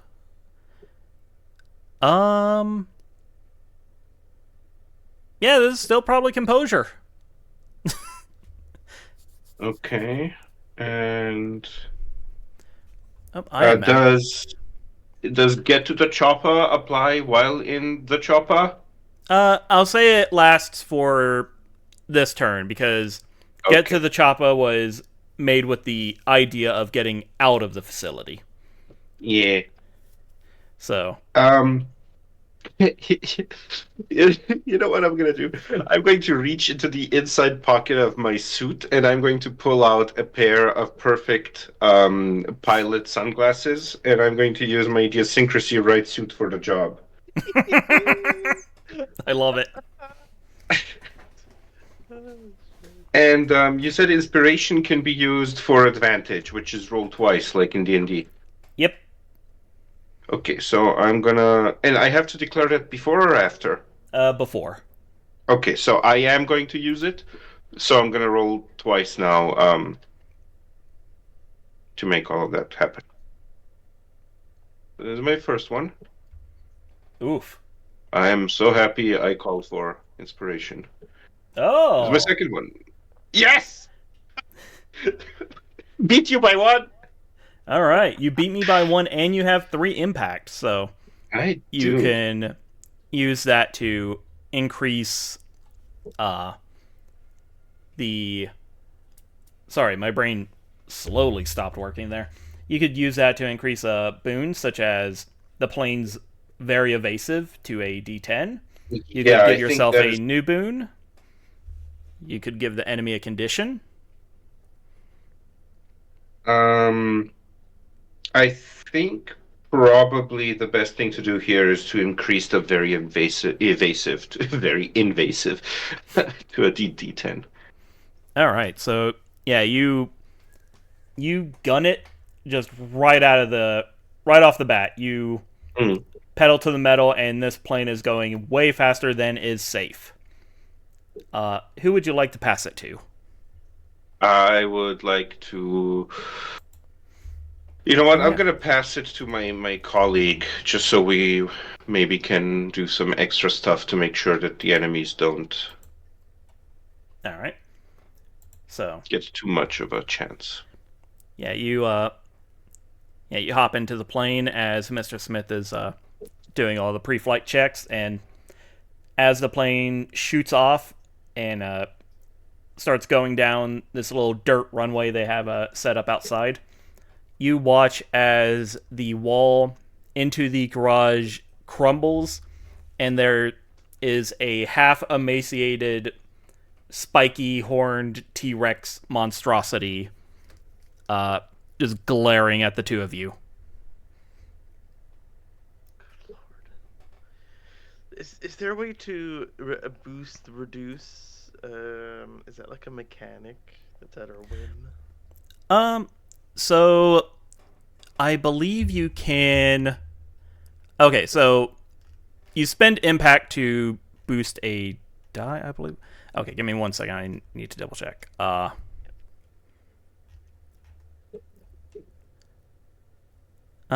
Okay. So basically what you're doing for the chase is you're boosting your chase die that you want to be to above 12. Boost reduced.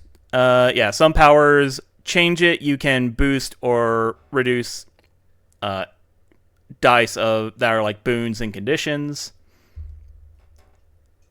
We can't mess with our aspects, though, right? Not unless you have a power that says so.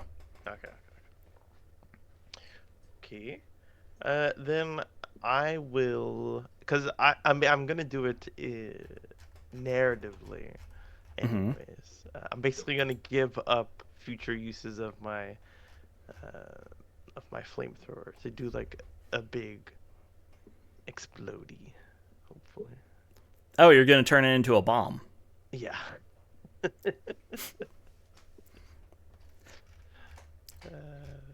All right, so I assume he knows how to do that. I don't know the specifics, and even if I did, I wouldn't admit that on the internet. Yeah, and let's be honest, this is a 1940s flamethrower. This thing is a Molotov to begin with. It won't take much, I see. All right. Okay, so I will go ahead and give you because you are willfully disarming yourself of the flamethrower. Both of you will get an inspiration for this. Ooh. And let's see, this is going to be creative.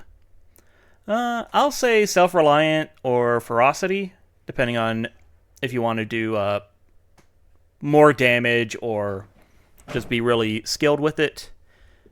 And this might be a focused killing machine. I don't think you've used that one yet this game.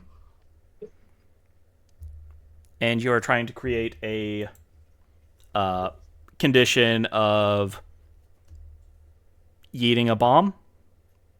Yeeting a bomb. All right. Was this creative, you said? Yes. Oh, good.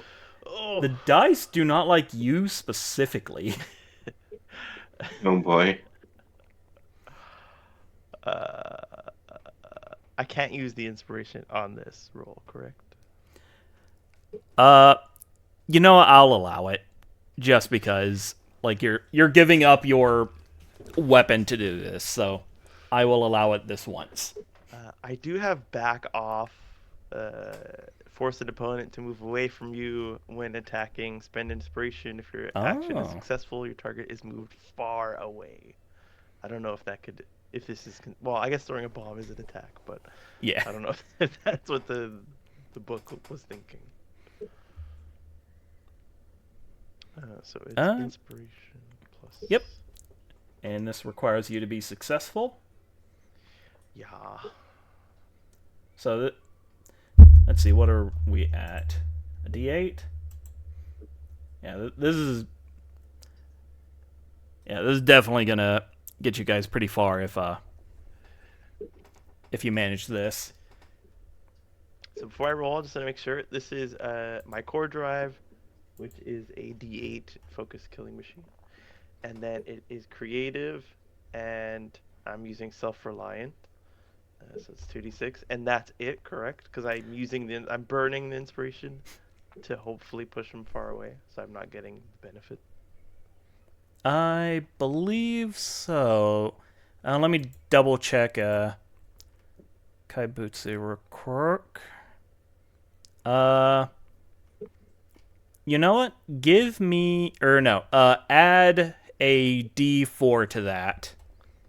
Because he has a condition of newborn. Ooh.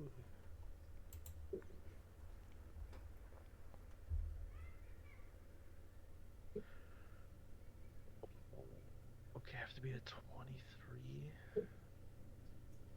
Basically, even if I get full 8. Oh, God. Alright, here we go. Oh! Wait, is this good or bad in the system? This is good. Because his counter did not beat you. Yeah. So, yeah, this works on the system of meets it, beats it. I made sure to check that today while I was sitting in the dentist. So, yeah, you knocked him too far away, technically, so... Yeah, You, treat the impact spent as a distance aspect to determine how far away you move them. You sure did. So let's see, how much... You created 4 impact on this. Yeah. So, I will say that did successfully let you guys escape. Yes. You rigged your flamethrower to explode and tossed it down at this monstrosity.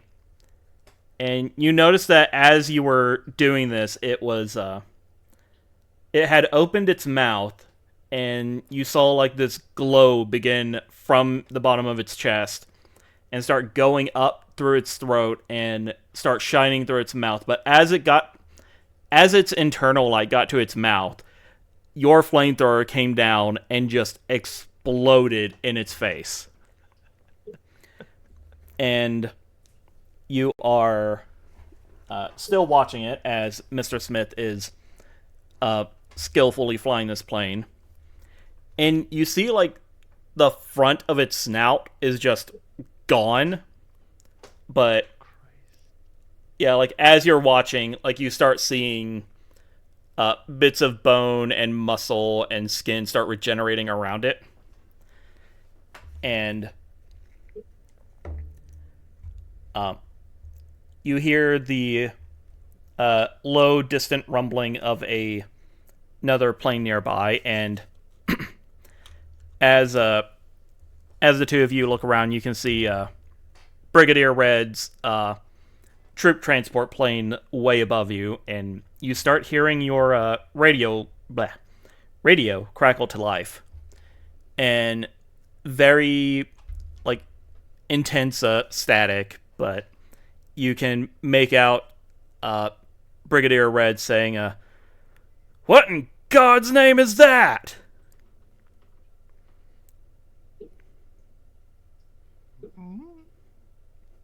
It is a big problem. Was that in the lab? Yes. This is what our Japanese doctor friend had been working on. Ain't that just a fine kettle of fish? Alright,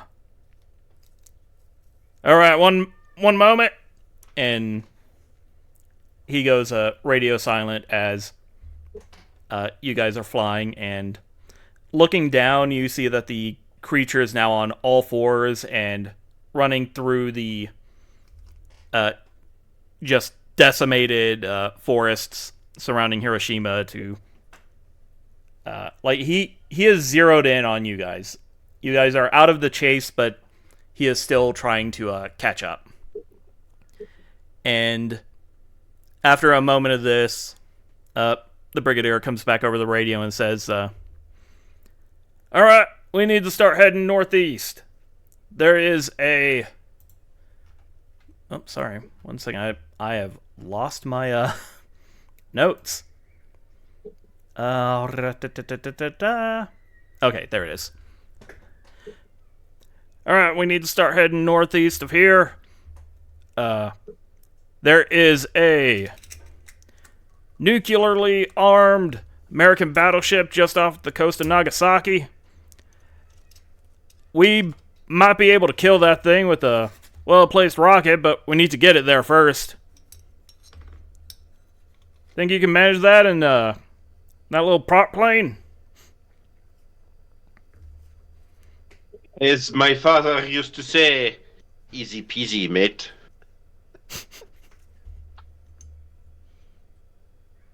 Okay, then. I'll get on the horn and make sure they're prepared for us.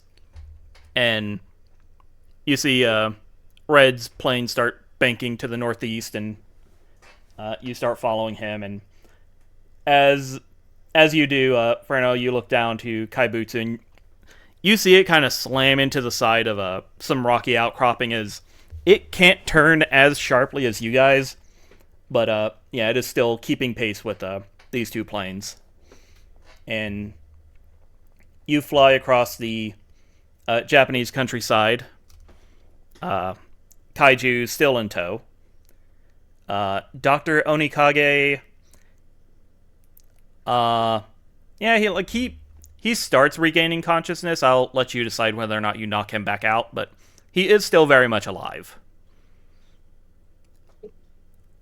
I'll sit now. Like I'll just like sit next to him. Like put my head on his shoulder. All right, and yeah, he is out of it. He is mumbling. You don't understand what he's saying, and Mr. Smith is in the front pilot seat, so he can't hear him at all. And yeah, it doesn't take as long as it would if you guys had taken the Jeep. I'll say that much. But yeah, after a short while, you make it to the ruins of Nagasaki. Excuse me. And Red is going to get back on the radio and say, all right, the battleship's prepped all its missiles. We are going to atomize this thing with any luck.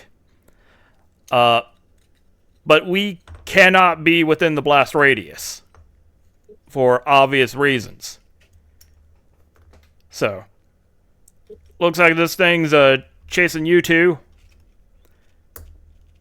So we're gonna do something real dumb. And his plane is going to lower to your guys' level. And the little back hatch is gonna open. And he will say, my plane's a lot faster than that crop duster y'all got, so as bad of an idea as this is, hop on in and I'll see if I can't get us out of the danger area.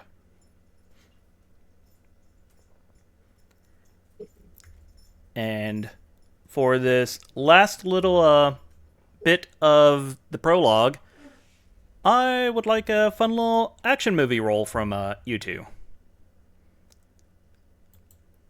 You know what? I will let you guys pick the aspect, style, and values for what you would spend to jump from a small prop plane to a proper troop transport. I will say that you are skillful enough to be able to carry Onikage while doing this, whichever one of you is bringing him. And I will base your success off of the amount of impact you generate instead of danger dice, even though this is stupid dangerous.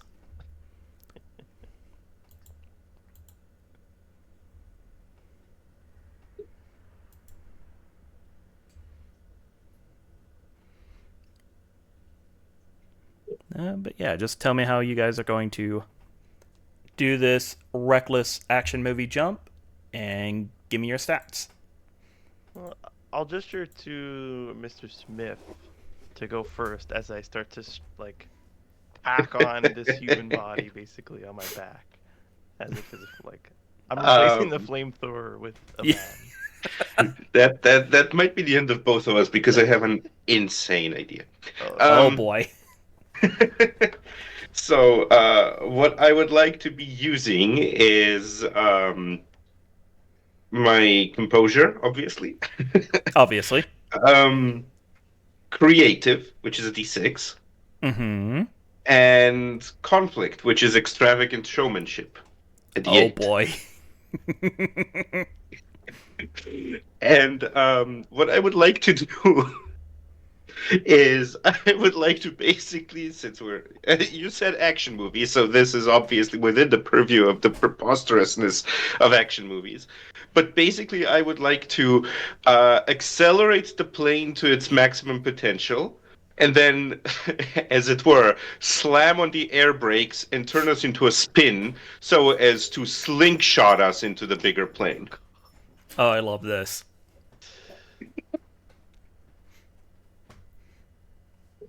Let's do it.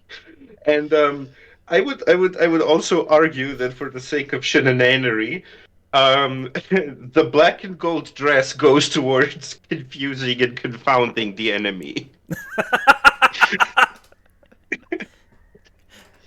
Why not? Okay. You are very kind. Oh, Jesus. You won me over with the stupid slingshot idea. Yeah. I thought you would like that. Let's see. Extravagant showmanship is a D8. Creative is a D6. Composure is a D8. And the black and gold dress is a D6. Oh, you're actively using the plane speed. Throw that D10 on there, too. Oh, nice. Very nice. Thank you. Here goes nothing. I love that with all that, you still only rolled a 19. Well, only. Yeah. You rolled a 19, but still, that is 5 impact. That is 5 impact, yes. All right. You know what, Ferno? Give me something. I want to see how you add to this scene. Do anything. Because this slingshot is going to work. I'll say that much. I mean, I'll put so much faith into it that like I strap him on and then I like just start to run off before I know that it's ready to go and that it's all good. So at the last second, like while my foot's still on it, it happens and then I push off. And like kind of like spin in the air so that I can land on the doctor when I land in the plane, softening my blow. All right. Oh, geez, that seems like it might be. Yeah. What do you think this is?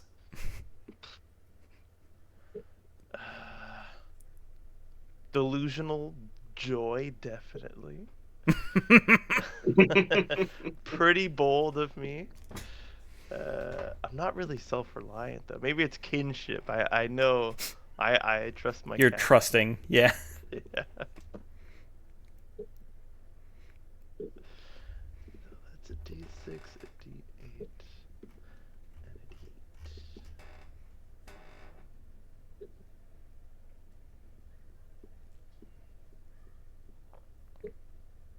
Whoa. Nice. 3 impact. And 22. Is that the highest you've rolled this game? Yeah, I think so.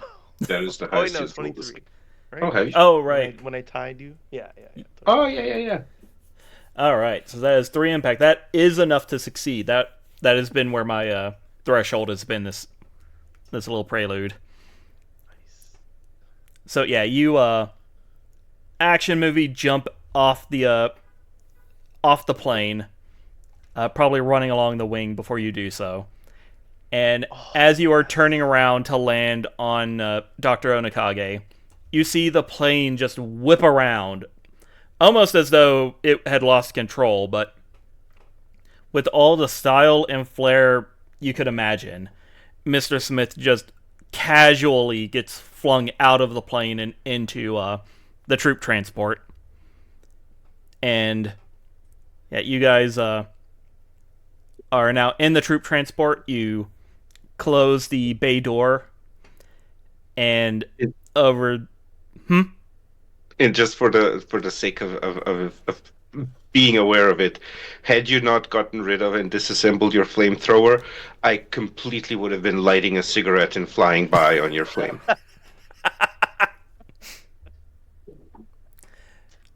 Yeah. So over the radio, you hear Brigadier Red saying, "All right, buckle up." And before he even finishes, you guys are slammed against the wall as the troop transport just starts booking it as fast as it can. You can feel the momentum as it starts climbing sharply, you can, like, even over the engines of this airplane, you can hear Kaibutsu down on the ground screaming and roaring.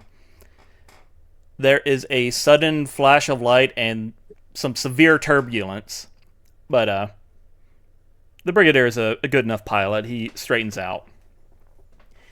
And then you hear a whistling sound. And the whistle starts getting louder and louder, becomes nearly deafening. And then another blinding, searing light floods through the windows of the troop transport. And you guys are rocked way harder than the previous light. The radio crackles, but you can't make anything out as you guys are tossed about. And the plane eventually steadies out. He seems to have climbed to an incredibly high altitude. You take a peek outside of the windows in the little cargo area that you're in, and you see a fresh crater amongst the ruins of Nagasaki. And in the dead center of the crater appears to be this charred, burned skeleton of a dinosaur.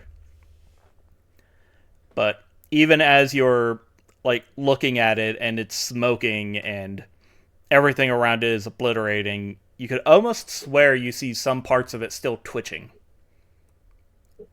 And we will end on that. The party has successfully completed their objective of capturing Dr. Onikage. The monstrositus? Yeah, sure, why not? The monstrositus Kaiju has been discovered. Nagasaki has unfortunately been nuked a second time to deal with it. And you guys are off. Maybe you'll get some medals when you get home. Who knows? This is a top secret mission for Project Paperclip. So who knows if your actions are ever going to actually be known. And so, yeah, we will end the episode here. Off stream, we will tally up your XP and see what all you have. How do you guys like the game so far? I enjoy the kind of straightforwardness of the rolling, so that it doesn't feel like it takes away from the story that you created, and it makes every decision and every word that we're saying and you're saying kind of add to the rolls or subtract from the rolls. I really enjoyed it.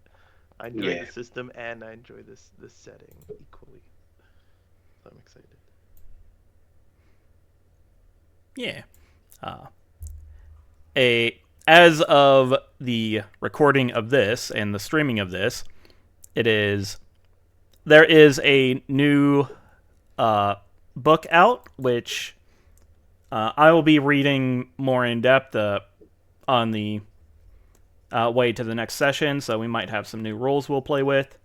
It is also, coincidentally and legitimately not planned, the anniversary of Mecha vs. Kaiju today. Oh, cool. Happy anniversary. Yeah. But yeah, we will come back to this game later, and next time, you guys will probably not be playing the same characters, or if you are, they are going to be hecka old. But you will have your mechs.